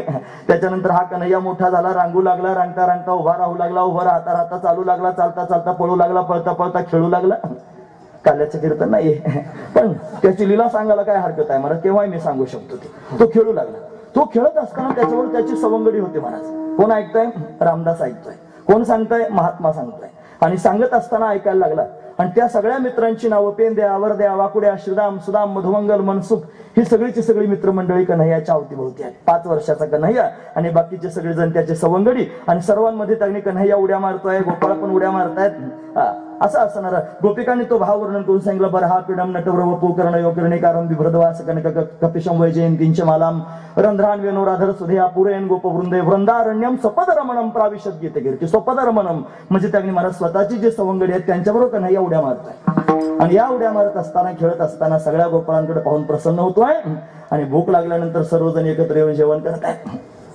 जेवण करत असताना या कन्हैयानं गोपाळांना सांगावं, मित्रांनो हे पहा, माझ्यासारखं सगळ्यांनी जेवायला घेऊन यायचं.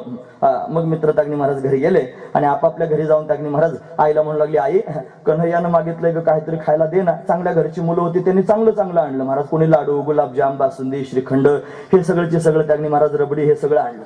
गरीब होता एक मुलगा. आपण अनेक वेळेला त्याचं चरित्र ऐकलं सुद्धा असेल, महाराजांनी तर बऱ्याच वेळेला ऐकलं. पण त्याचं नको सांगू, मग कोणाचं सांगू? बहुताईने नागविले हे सांगण्याकरिता त्याचंच सांगितलं पाहिजे.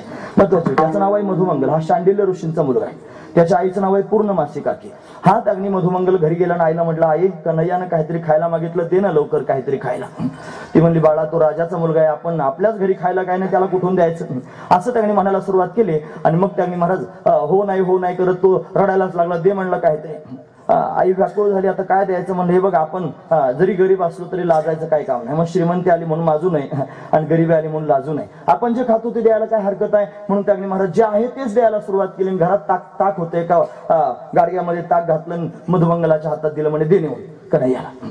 असं सगळे त्यांनी मुलं आले आणि चौफेर भगवंताच्या बसले. आणि बसल्यानंतर त्यांनी महाराज समोर सगळे पक्वांना ठेवले, लाडू पेढे गुलाबजाम सगळं, आणि कन्हैयाला स्वतःच्या हाताने खाऊ घालू लागले.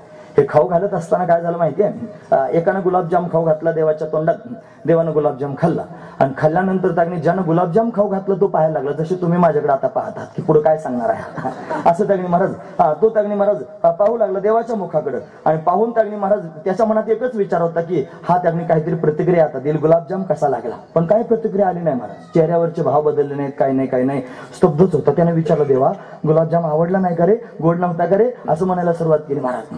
देवानं सांगितलं, बरं आहे गुलाबजाम, बरं आहे.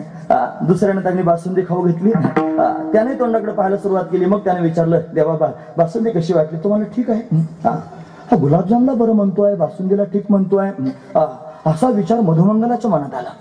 माझ्या हातात तर ताकाचं गाडगं आहे, त्याच्या गुलाबजामला बरं म्हणतोय, याच्या बासुंदीला ठीक म्हणतोय, माझ्या ताकाला काय म्हणत.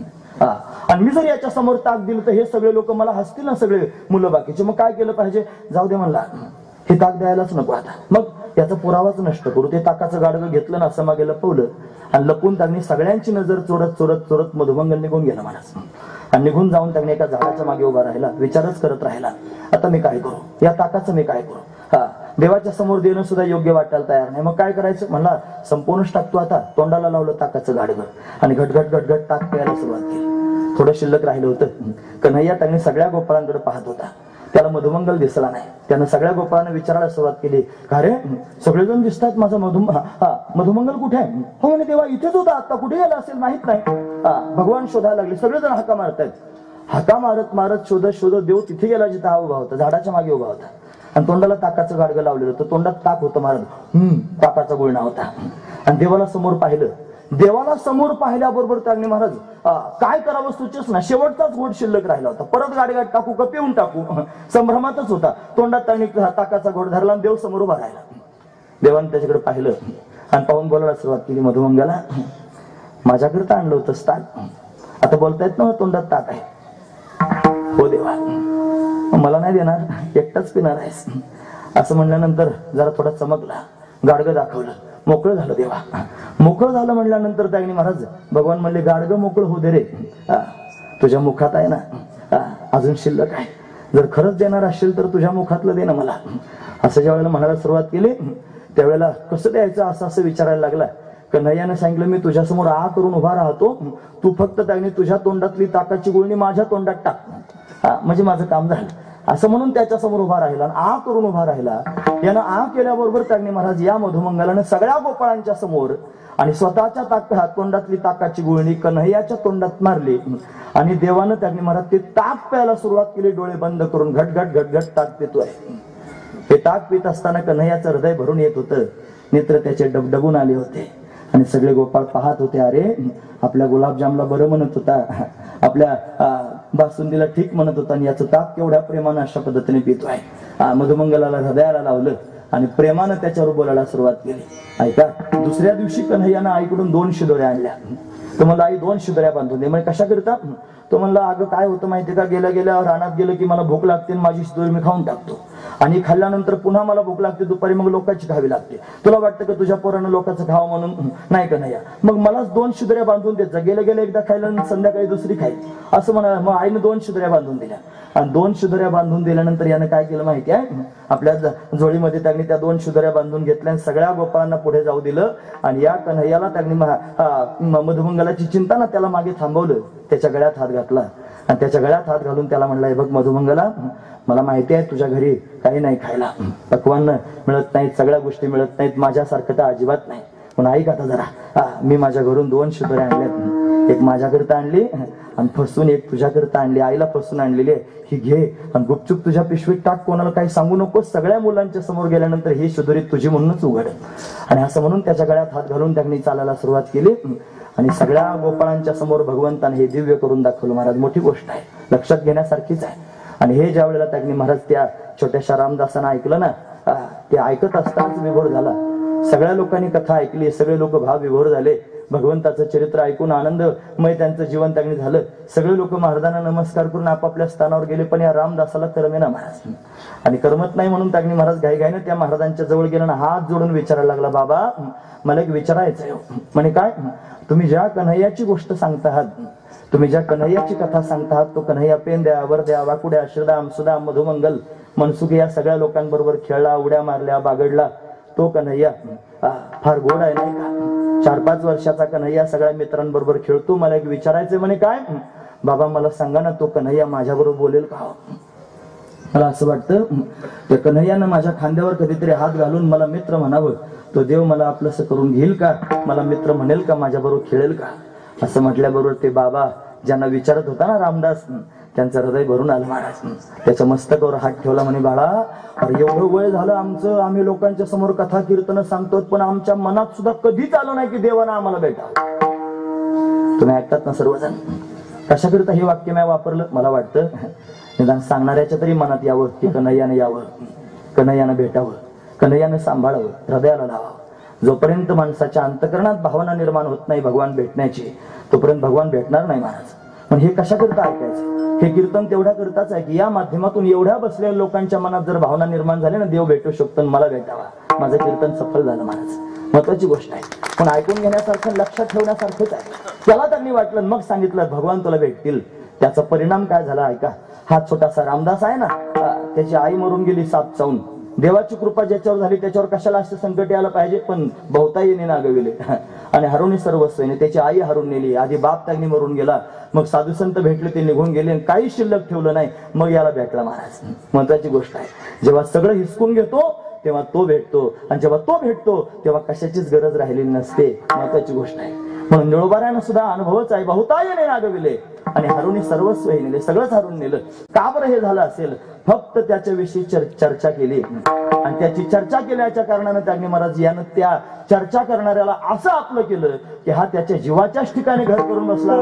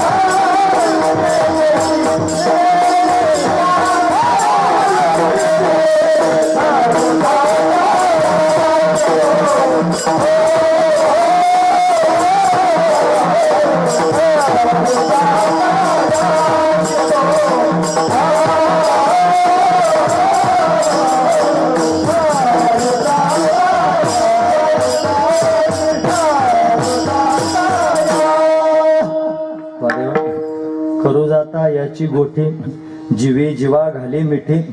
याची फक्त गोष्ट जरी कोणाच्या समोर केली आणि अंतकरणापासून त्याच्याविषयी जर 2 शब्द तुम्ही कोणाजवळ बोलले तरी तुमचं नाव त्याच्या डायरीत लिहिलं जातं महाराज. तुम्ही ऐकतात ना सर्वजण? महत्वाची गोष्ट आहे. तुम्ही कोणी असा, तुम्ही कोण्या जातीचे असा, धर्माचे असा, पंथाचे असा, कोण्या स्वभावाचे असा, ज्ञानी असा, अज्ञानी असा, तुम्ही काही असा, फक्त तुम्ही मनापासून त्याचा संवाद करा, तुम्ही मनापासून त्याच्याविषयी बोला. तुम्ही जर मनापासून त्याच्याविषयी बोलाल, कोणासमोर नाही बोलले, मनातली मनात जरी बोलले एवढं ऐकून, तरी त्याच्यापर्यंत निरोप जातो महाराज. आणि निरोप जाऊन त्याला तो कळतो, खरं तर वाळवटीमध्ये असणारा हा दिवा लावतोय मी, खरं तर या सोसाट्याच्या वाऱ्यात मी हा दिवा लावतोय भगवंताच्या भेटीचा, भगवंताच्या दर्शनाचा. आणि मला असं वाटतं तुकोबाराने सुद्धा असाच लावला असेल, सगळ्या संतांनी असाच दिवा लावला या सगळ्या वादळामध्ये. आणि हा लावणं गरजेचं आहे महाराज. इथून भविष्यात सुद्धा ताईने महाराज हे सगळं काम करण्याकरिता भगवान त्याच्या भक्तांना पाठवत राहील. आणि हा दिवा त्यांना टिकून ठेवायचं. केवढंही वादळ आलं तरी हा दिवा कधीच विझू शकणार नाही, कारण तो भगवंताच्या प्रेमाचा दिवा आहे. असे किती हजारो कलियुग आले आणि किती त्यांनी काळ थैमान घालू लागला आणि किती अधर्म फोपावला, तरी सुद्धा भगवंताच्या प्रेमाचा दिवा कोणीच विझू शकत नाही, कारण तो सामान्य दिवा नाही, तो जगाचा मालक आहे. आणि तो त्यांनी प्रेम पोटामध्ये स्थापन करतो. म्हणून भगवान ही तरतूद करत असतो महाराज. म्हणून त्याच्याविषयीची चर्चा अंतकरणापासून कोणीही केली आणि तरी सुद्धा त्यांनी महाराज तो त्याच्यावर झडप घालतो. आणि झडप घालून त्यांनी महाराज त्याला आपलंसं करून घेतो. महत्वाची गोष्ट आहे. म्हणून भूत जबर मोठे ग बाई झाली झडपण करू गत काय. मोठं भूत आहे महाराज. आणि ते एकदा झडपलं ना त्यांना की घाई घाई निघत नाही महाराज. पंढरीचे भूत मोठे आल्या गेल्या झडपी वाटे बहु खेचरीचे रान असं आणि प्रमाण पाहायला मिळतात ना. खेचर म्हणजे पिशाचे, फार पिशाचे त्याच्या बरोबर आहेत बाकीचे सुद्धा. आणि ते झडप घालते, झडप घालून आपलं करते. अजून 5-10 मिनिटं बोलत चालेल का? चालेल ना? कारण आता मला धावपळ, तरी पण मी आवरून घ्यायचाच प्रयत्न करतो. मला काय काम नाही, आता जाऊन फक्त झोपायचंच आहे. तुम्हाला याच्यानंतर काय काम असेल मला माहित नाही, पण मला 2-5 मिनिटं बोलावं. तुम्हाला ऐकावं वाटतंय ना? पण नक्की मग सांगतो, लक्षपूर्वक ऐका. महत्वाची गोष्ट सांगतो, ऐका. म्हणजे याची गोष्ट जर केली तर हा जीवाच्या ठिकाणीच घर करून बसतो, त्यातून बाहेरच निघत नाही महाराज. आणि त्यानं तर आपलंसं करून घेतलं तर काय शिल्लक राहील माहिती आहे? एवढं विलक्षण प्रेम शिल्लक राहील की प्रपंचाकडे पाहिलं तरी कडू वाटेल. प्रपंच तुका म्हणे कटू वाटतो प्रपंच, रोकडे रोमांच कंठदाटी, अशी अवस्था तयार होईल. ही दिव्य असणार. ती तुम्ही लक्षपूर्वक थोडा विचार करून बघा. एखादा फार नावाजलेला मनुष्य असावा, फार एखादा श्रीमंत असावा किंवा एखादा पदस्थ असावा, आणि त्या पदाधिकाऱ्याचा आपला काहीतरी संबंध असावा, नातेसंबंध असावा. आणि नातेसंबंध त्यांनी असल्यानंतर 1000 लोकांच्या समोर गेल्यानंतर आपण छाती पुढे करून लोकांच्या समोर सांगतो, ते आहेत ना, ते आमचे पाहुणे आहेत, त्यापेक्षा मी त्यांचा पाहुणा आहे, हे त्यांनी प्रकर्षाने सांगायला सुरुवात केली. सामान्य संसारात जर एखादा मनुष्य उच्च पदस्थ झाला असेल आणि त्याचा जर आपला काही संबंध असेल तर मोठेपणानं सांगायला वाटतं की मी त्यांचा नातेवाईक आहे आणि ते माझे नातेवाईक आहेत. जगाचा मालक जर आपला झाला आणि त्याचा आपला जर नातेसंबंध तयार झाला तर त्याला किती आनंद होत असेल. महत्वाची गोष्ट आहे महाराज. पण 1000 नाते तयार करा, मला त्याच्याशी काही म्हणणं नाही, पण एक नातं असं तयार करा की जे त्यागनी महाराज सगळ्यापेक्षा वेगळं असलं पाहिजे. एक नातं असं तयार करा की जे त्यागनी महाराज या जगातल्या नात्यांसारखं नसे. ही सगळी जगातली नाती मरणारी आहेत महाराज, संपणारी आहेत. पण तो परमात्माच असा आहे की जो न संपणार आहे, न जाणार आहे, अविनाश असणारा परमात्मा आहे. त्याच्याशी नातं जोडा आणि त्याच्याशी नातं जोडून त्याला आपलंसं करून घ्या. मग बघा आपल्या जीवनात किती आनंद होतो. छातीला हात लावून सांगता येईल, कृष्ण माझी माता, कृष्ण माझा पिता, बहिणी बंधू चुलता कृष्ण माझा. तुम्हाला याच्या सगळ्या कीर्तनामध्ये हे असंच येतं. आता मी काय करू? त्याला हे सांगणंच गरजेचं आहे आणि महत्वाचं आहे, फार गरजेचं आहे महाराज. हे पहा, वेदांताच्या प्रक्रिया लोकांच्या समोर सांगितलं तर डबड्यात खडे घालून खडखड खडखड वाजवल्यासारखं होतं. लोकांनाही कळत नाही, सांगणाऱ्याला कळत नाही. ते घरी निघून जातं, लोकांच्या काहीच पदरात पडत नाही. पण कठीण सांगायचं असलं तर सुरुवातीला सांगावं, पण नंतर प्रेम सांगावं. महत्वाची गोष्ट आहे. काय जीव ब्रह्माख्य ज्ञान सांगायचं असेल, स्वतःचा शोध घ्या, जगताला त्यांनी बाधित करून टाका. काय असेल पहिल्या सुरुवातीला सांगायचं कीर्तनाच्या, नंतर लोक ते ऐकत नाहीत. नंतर प्रेम सांगायचं. प्रेमानं विसर पडतो स्वतःचा, प्रेमानं विसर पडतो संसाराचा. यानं हिरोन घेतलं म्हणजे काय केलं? विसरच पडला महाराज. संपूर्ण संसाराचा विसर पडला, स्वतःचा विसर पडला. कोणाकोणाला? बहुता फार लोकांना याने रागविले आणि हरोनी सर्वस्वही नेले. का बरं केलं? त्याची फक्त गोष्ट काढली आणि तोंडातून म्हणून करू जाता याची गोठी. म्हणून काय केलं? जीवी जीवा घाली मिठी, जीवाच्या ठिकाणी घर करून बसला. आणि मग त्यानं ज्याच्या जीवाच्या ठिकाणी घर केलं, ज्याला छंद लावला, त्याला काय करतो माहितीये? त्याच्या समोर एकदा प्रगट होतो महाराज, एकदा प्रगट होतो. का असं होत असेल? जीवाच्या ठिकाणी मिठी घालतो म्हणता, सगळं हरून नेतो म्हणता, त्याला फसवतो म्हणता, बऱ्याच लोकांना असं केलं म्हणतात. का बरं असं होत असेल? त्याचं कारण आहे महाराज. ज्याला त्याचा छंद लागला या श्रवणातून, त्याच्या महिमा श्रवण केल्यानं ज्याला त्याचा छंद लागला, तो काय करतो? त्याला त्यांनी भापतो आणि भापून त्यांनी महाराज त्याला लक्षात घेतो. कारण हा भामटा आहे ना, भामटे असेच असतात. ते त्यांनी माणसाकडे पाहतात, पाहून त्यांनी महाराज त्याचा स्वभाव जाणतात आणि जाऊन मग त्यांच्या लक्षात येते की हे आपलं गिऱ्हाईक आहे, आपण याला ताब्यात घेऊ शकतो. आणि बरोबर आपल्या शब्दांचा जाळ तयार करून त्याला आपल्या आवाक्यात त्यांनी घेतात. पण सामान्य संसारातला भामटा जर त्यांनी लोकांना फसू शकतो तर हा जगप्रसिद्ध भामटा हा त्यांनी महाराज फसू का शकत नाही. हा असंच माया त्यांनी टाकतो आणि माया टाकून फसवतो महाराज. याची 3 प्रकारची माया असते. पहिली माया त्यांनी महाराज विमुखजन मोहिनी माया, दुसरी माया स्वजन मोहिनी माया आणि तिसरी माया स्वमोहिनी माया. 3 प्रकारची माया. तिचा विस्तार मला सांगायचा नाही. विमुखजन मोहिनी माया म्हणजे त्यानं सगळ्या संसारातल्या लोकांना मायेत अडकवलं आणि त्याच्याकडे पाहतच नाहीत, विमुख झालेले आहेत, देवापासून विमुख झालेले. दुसरा त्यांनी वर्ग असा आहे ज्यांना त्यांचा छंद लागला त्यांच्यावर माया टाकतो आणि माया टाकून त्यांच्या जवळ जातो आणि जवळ जाऊन त्यांच्या संगतीत राहतो, म्हणजे त्यांच्या मागे पुढेच राहतो. त्यांच्यावर आलेला आघात स्वतः सहन करतो, त्यांच्या उदरनिर्वाहाची चिंता करतो, त्यांना खाऊपिऊ घालण्याची चिंता करतो, त्यांच्या सगळ्या गोष्टींची चिंता करतो, त्यांना दिसतो आणि दिसून त्यांनी महाराज अशा पद्धतीने निघून जातो. जगद्गुरु तुकोबाराने एकदाच दिसला महाराज फक्त सुरुवातीला आणि नंतर त्यांनी छंद लागला. बरोबर दिसला 9 वाजता. अगदी त्यांनी महाराज केव्हा जेव्हा जंगलात अडकले, एकटे पाऊस येत होता. या पावसात त्यांनी सगळंच अशा पद्धतीने संपून गेलं. मित्र निघून गेले, 3 बैल मरून गेले, एकच बैल राहिला, पोतं बैलावर होतं, ते खाली पडलं होतं, एकट्याला उचलत नव्हतं. मग काय करायचं? त्यावेळेला हा आला महाराज, त्याला धावा केला तुकोबाराने. अरे देवा, मी लोकांच्या समोर पुराण सांगतो, सगळे शास्त्र सांगतो, या सगळ्या ग्रंथांना लोकांना सांगतो, तुझा महिमा गातो, आता माझ्यावर कशी वाईट वेळ आली रे, मला कोण सोडवेल? असं म्हणल्यावर आला महाराज. वाटसरूच्या रूपात आला. तुकोबाराने रस्ता दाखवला, तुकोबारांना देहू गावापर्यंत घेऊन आला आणि देहू गावापर्यंत आणून सोडलं. आणि जाण्याकरिता ज्यावेळेला निघाला त्यावेळेला वीज कडाडली आणि वीज कडाडली. यानं अशी पाठ फिरवल्याबरोबर त्या विजेच्या प्रकाशामध्ये तुकोबाराने तो दिसला. त्याचा पितांबर दिसला, त्याचा मुकुट दिसला आणि दिसल्याबरोबर त्याने मला तो चमकला आणि चमकल्यानंतर कळलं, बापा एवढ्या वेळापासून हाच माझ्या बरोबर होता ज्याचा मी अट्टहासानं धावा करत होतो. हे डगमग डोले माझे पाण्यावरी नावरे, पंढरीच्या पांडुरंगा बेगी बेगी धावरे. डगमग डोले माझे पाण्यावरी नावरे, पंढरीच्या पांडुरंगा बेगी बेगी धावरे. असं जेव्हा मी त्याला म्हटलो तेव्हा तोच आला. त्यानंच बैलावर धान्याचं पोतं ठेवलं. तोच मला इंद्राणीच्या पलीकडच्या काठापर्यंत घेऊन आला आणि माझ्या बरोबर चालत असताना सुद्धा मला कळू दिलं नाही, निघून गेला. एकदाच पाहिला, मग मनामध्ये घर करून बसला की बस आता संसार सावरायचा नाही, आता संसार त्यांनी त्याच्या मनावर ठेवायचा, काय करायचं ते. पण काहीच संसारातलं नंतर सावरलं नाही. एकदाच पाहिला बरं का. आणि मग त्यांनी महाराज तोच मनात घर करून बसला. मग दुसरं कोणी सुचलंच नाही, दुसरं कोणी दिसलंच नाही, कोणाविषयी प्रेमच राहिलं नाही महाराज, कोणाविषयी अंतकरणात आणि स्थानच राहिलं नाही, कोणा व्यक्तीला महत्व राहिलं नाही, वस्तूला महत्व राहिलं नाही, प्रसंगाला महत्व राहिलं नाही, कशालाच महत्व राहिलं नाही, फक्त देवालाच महत्व राहिलं. देवातून कशालाच महत्व राहिलं नाही. तुम्ही ऐकतात ना सर्वजण, हे पहा आपलं आपलं अंतकरण आपण तपासून पाहत जायचं, चापून पाहायचं नेमकं किती शिजलेलं आहे. भात जसा शिजलेला कळतो ना, त्यांनी तपासून पाहिल्यानंतर शीतावरून भाताची परीक्षा होत असते, तसं आपलं अंतकरण तपासून पाहायचं. ज्या वेळेला आपल्याला त्यांनी असं वाटेल की नको, हा प्रपंच नको, कटू वाटतो प्रपंच, ज्या दिवशी आपल्याला अंतकरणापासून प्रपंच कटू वाटेल, 2 लोकांना वाटतं. दोन कोणते आहेत माहितीये का? ते जे भगवंताच्या प्रेमात अडकले त्यांना सुद्धा, आणि जे त्यांनी हाताखालून काढले जातात ना प्रपंचाकडून त्यांना सुद्धा. प्रपंच बऱ्याच लोकांना लाथाळतो महाराज, आणि प्रपंचानं लाथाळल्यावर मग त्याला वाटतं नको ही बायको, कशाला केली बायको, आणि ते बराच उशिरा कळतं महाराज. मग आता काय करायचं?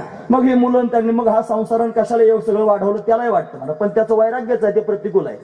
आणि भगवंताच्या छंदात अडकून संसार नकोसं वाटतं, हे अनुकूल वैराग्य आहे. हे अनुकूल वैराग्य जीवनामध्ये निर्माण होतं आणि मग प्रपंच नकोसा वाटतो आणि फक्त एकच डोळ्यासमोर दिसतो, त्याचं नाव आहे परमात्मा. हे अनेकांना झालं महाराज. हे प्रल्हादाला झालं, हे अंगदाला झालं. रामानं त्यागनी महाराज या अंगदाचा स्वीकार तुम्ही ऐकतात ना सर, फक्त उदाहरण सांगून मी पुढे जातो, थांबतो मी लगेच, आता लक्षपूर्वक ऐका.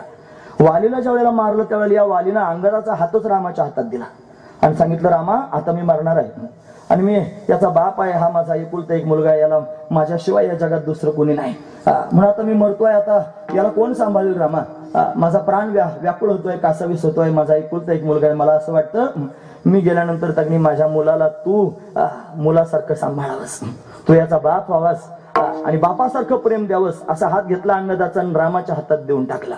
रामाच्या हाताचा स्पर्श अंगदाला झाला आणि त्याच दिवशी अंगदाचं जीवन बदललं महाराज.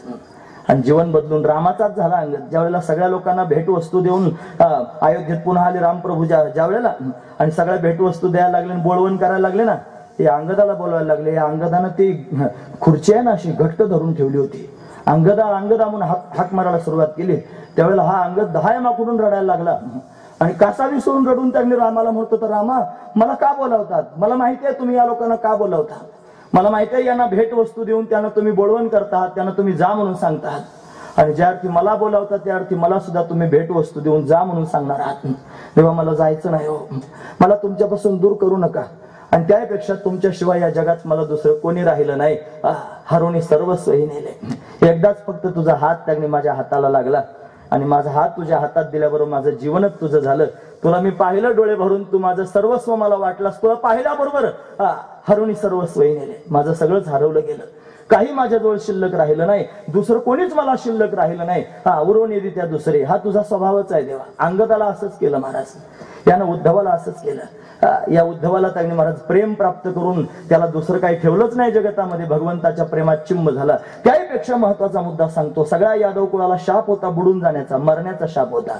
उद्धव हा यादव आहे तरी उद्धवाला काही झालं नाही. त्याचं कारण एवढंच आहे, यानं स्वतःच्या चरण पादुका त्याला दिल्या आणि त्यानं मस्तकावर धारण केल्या. आणि मस्तकावर धारण करून त्याने महाराज तो बद्रिकाश्रमाला निघून गेला. ज्याला भगवंताच्या चरण पादुका मिळाल्या त्याच्यावर काळ सुद्धा काही करू शकत नाही. ब्राह्मणाचा शापही लागू झाला नाही. महत्वाची गोष्ट आहे. यानं एवढं आपलं करून ठेवलं, चिरंतन करून ठेवलं महाराज. महत्वाची गोष्ट आहे. असंच आहे. या रामानं ज्या वेळेला त्या भरताला चरण पादुका दिल्या ना, त्या दिल्यानंतर त्याने तो डोक्यावर घेऊन घरी आला. आणि घरी आल्यानंतर त्यानं त्या सिंहासनावर स्थापन केल्या आणि स्थापन करून नंदीग्रामात त्यांनी राहू लागला ना. एक दिवशी त्याला वाटलं माझ्यामुळेच रामाला वनवास झाला, मला आता मरतोच. म्हणून त्यानं त्या शरीरच्या पात्रातच उडी मारली. महाराज त्यानं उडी मारल्याबरोबर चमत्कार झाला. 2 महापुरुष प्रत्यक्ष झाले, दिव्य प्रगट झाले. आणि प्रगटून वरचीवर झेललान बाहेर आणला. खरं म्हणायचं मला मरू द्या, माझ्यामुळे रामाला वनवास झाला असं म्हणत होता. आम्ही तुला मरू देणार नाहीत. म्हणजे कोण आहात तुम्ही सांगा. मग काय सांगितलं माहिती आहे म्हणे, भरता आम्ही सामान्य नाहीत. ज्यावेळेस चित्रकूटात आला होतास ना आणि त्यावेळेला प्रभूंनी तुला स्वतःच्या चरणातल्या पादुका काढून दिल्या, त्या खडाव दिल्या ना, त्या देत असताना त्या खडावांकडे प्रभू पाहत होते आणि काहीतरी बोलत होते. तुला आठवतं का? त्या खडावा दुसऱ्या तिसऱ्या कोणी नाहीत, आम्ही दोघे जण त्या 2 खडावा आहोत. आणि आम्हाला त्याने तुझ्या स्वाधीन करताना रामानं निरोप सांगितलाय, माझा भरत आहे, माझ्यावर फार प्रेम करतोय, याच्यासारखा प्रिय मला जगात दुसरा कोणी नाही. मी 14 वर्षाचा वनवास करून परत येईपर्यंत माझ्या भरताला सांभाळण्याची जबाबदारी तुमची, असं त्याने आम्हाला दोघांना प्रभूंनी सांगितलंय. म्हणून आम्ही त्या खडावा आहोत, मरू देत नाही महाराज. सगळं जग त्यांनी सोडून देतो. भरतानं सगळं जग सोडून दिलं. नंदीग्रामात राहिला, राज्य भाग टाकून दिला. भरत राज्य माता निंदू भरती केली, काही शिल्लक ठेवलं नाही. राज्य टाकून दिलं, आई टाकून दिली, सर्वस्व टाकून दिले. तर रामच जीवनामध्ये शिल्लक राहिला. म्हणून रामानं सांभाळलं. महत्वाची गोष्ट आहे. म्हणून यानं भरताला सांभाळलं, सगळं हिरून घेतलं. यानं उद्धवाला सांभाळलं, सगळं हिरून घेतलं. यानं नामदेव महाराजांना सांभाळलं, सगळं हिरून घेतलं. यानं तुकोबरायांना सांभाळलं, सगळं हिरून घेतलं. निळोबराय म्हणतात तसंच त्यानं मला सुद्धा सांभाळलं, सगळं हिरून घेतलं. काही नव्हतं महाराज घरात खायला सुद्धा. कीर्तनाला जर त्यांनी गेलं तर घरी त्यांनी आल्यानंतर स्वयंपाक सुद्धा साधा होत नव्हता घरामध्ये. 2-2 दिवस घरातल्या लोकांना उपाशी राहावं लागत होतं. पण काही त्यांनी महाराज चिंता वाटली नाही. भगवान तेही त्यांनी पूर्ण करत होता. पाठीवर गोणी घेऊन त्यांच्या घरी जात होता, निळोबरायांच्या घरी सुद्धा. हा निळोबरायांच्या जीवनातला अनुभव आहे. ते म्हणतात हा का जीवाच्या ठिकाणी घर करून बसतो. ती म्हणतात हा का सर्वस्व हिरून घेतो. ती म्हणतात हा त्यांनी का त्याला फसवतो. हे सगळं त्याला का करता येतं. याचं कारण एकच आहे, हा दिसतो आणि दिसून त्यांनी दिसेन असा होतो. आणि एकदा त्याला पाहिलं रे पाहिलं की ते पाहणच पुरे. त्याला पाहिलं की मग दुसरं शिल्लकच राहत नाही. अभंगाच्या 3ऱ्या चरणात वर्णन करून सांगतात, पाहिलाची पुरे, पाहिलाची पुरे, पाहिलाची पुरे,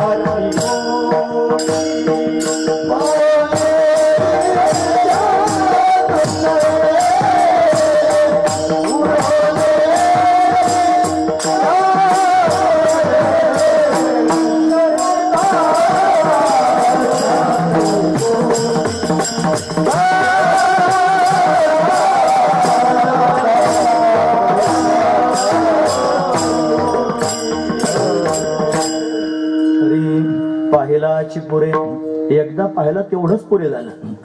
मग उरवणे देतात दुसरे, मग दुसरं कोणीच राहत नाही. कोण कोण नाही राहत, मग परत पहिले पाडे म्हणा आता.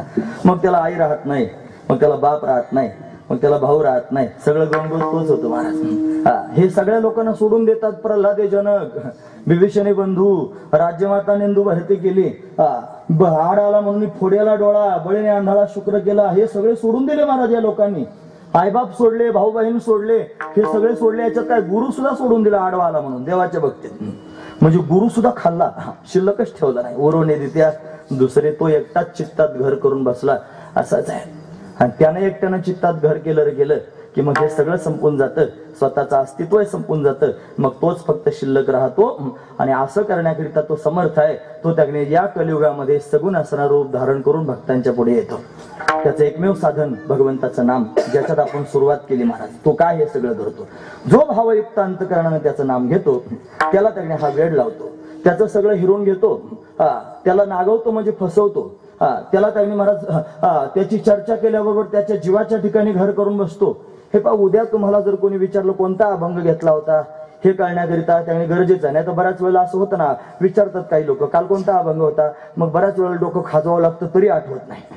पण परत परत त्यांनी हे का सांगितलं जातं, त्याचं कारण सगळ्यांच्या मनात पक्क बसावं की बहुता येणे नागविले. यानं फार लोकांना फसवलंय, यानं बऱ्याच लोकांचं सगळं हिरून घेतलंय.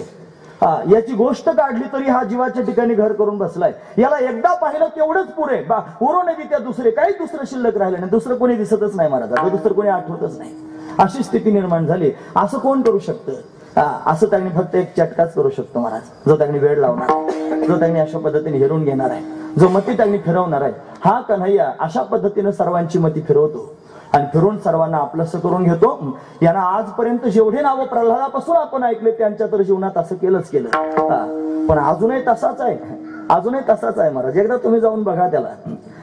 आता मी थांबणार आहे. आता कीर्तन झाल्यावर त्यांनी दर्शनाला पांडुरंगाच्या जा आणि जाऊन ज्या भावनेत मी त्यांनी बोलतोय त्या भावनेत त्यांनी त्याच्या समोर जाऊन उभे राहा आणि त्याच्या डोळ्यात डोळे घालून बघा आणि बघून त्यांनी फक्त 2 शब्द त्याच्याशी बोला. 2च मिनिटं द्या फक्त, आणि फक्त 2 शब्द त्याच्याशी बोला. म्हणा देवा, एवढ्या लोकांना फसवलं, मला कसा फसवस नाही रे अजून, मला अजून कसं तुझं करून घेत नाही, एवढं म्हणा फक्त त्याला.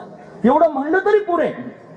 तुम्हाला त्यांनी मला त्याचं करून घेईल, उरवणे देतात दुसरे, मग दुसरं काही शिल्लक राहणार, तो एकटाच तुमच्या जीवनात शिल्लक राहील. ही अनुभूती आहे, हा त्यांनी साक्षात्कार आहे.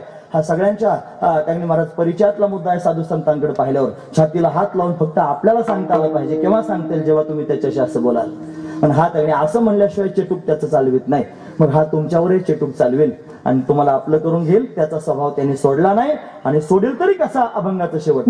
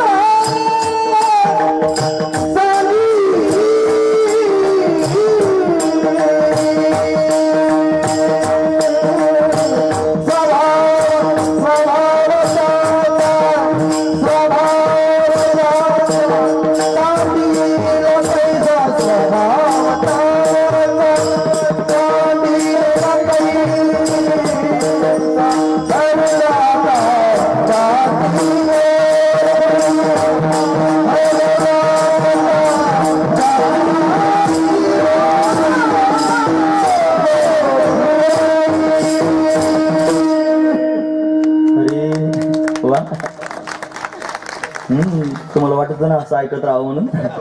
गोड आहे महाराज ते, याच्यात फार आनंद आहे. ब्रह्मरस आहे महाराज सेवन करण्यासारखा. लावणी मृदंग श्रुती टाळ घोष म्हणून आनंद आहे. हाच जीवनात आनंद आहे. आणि त्याच्यापेक्षा महत्वाचा मुद्दा अंडरलाईन करण्यासारखा आहे, याच्यातच आनंद आहे, दुसऱ्या कशात नाही महाराज. शोधून बघा, जर सापडला तर बघा तुम्ही शोधून कशात सापडला, तर कोणाला कशातच मिळणार नाही. याच्यात जो आनंद आहे तो कुठेच नाही. हा आनंद ब्रह्मदेवाला सुद्धा नाही, त्याला सुद्धा लांब उभं राहावं लागतंय. आणि मग त्यांनी पाहावं लागतंय. फक्त दुरून महत्वाची गोष्ट आहे, हे कोणाला मिळतो माहितीये? ज्यांना ज्यांना चिटूक लागलं त्यांना. महत्वाची गोष्ट, हा का घेता येतो? हा चिटूक लागल्याशिवाय घेता येत नाही महाराज.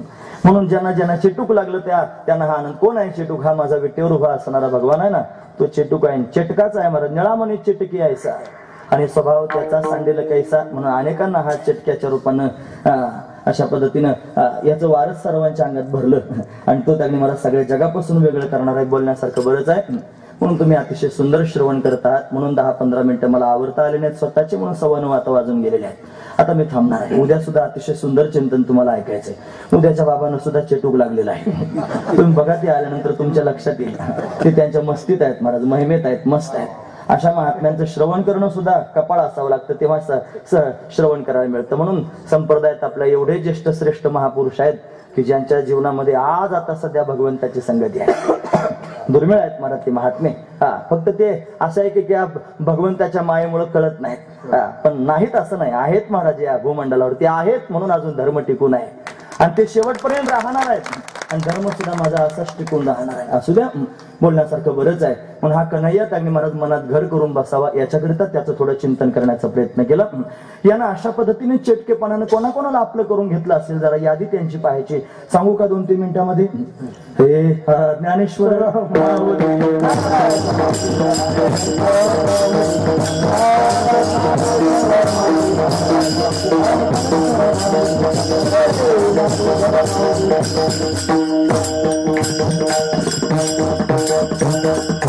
त्यांची यादी पाहता पाहता आमच्यासारखे 1000 संपून जातील, तरी पण त्यांची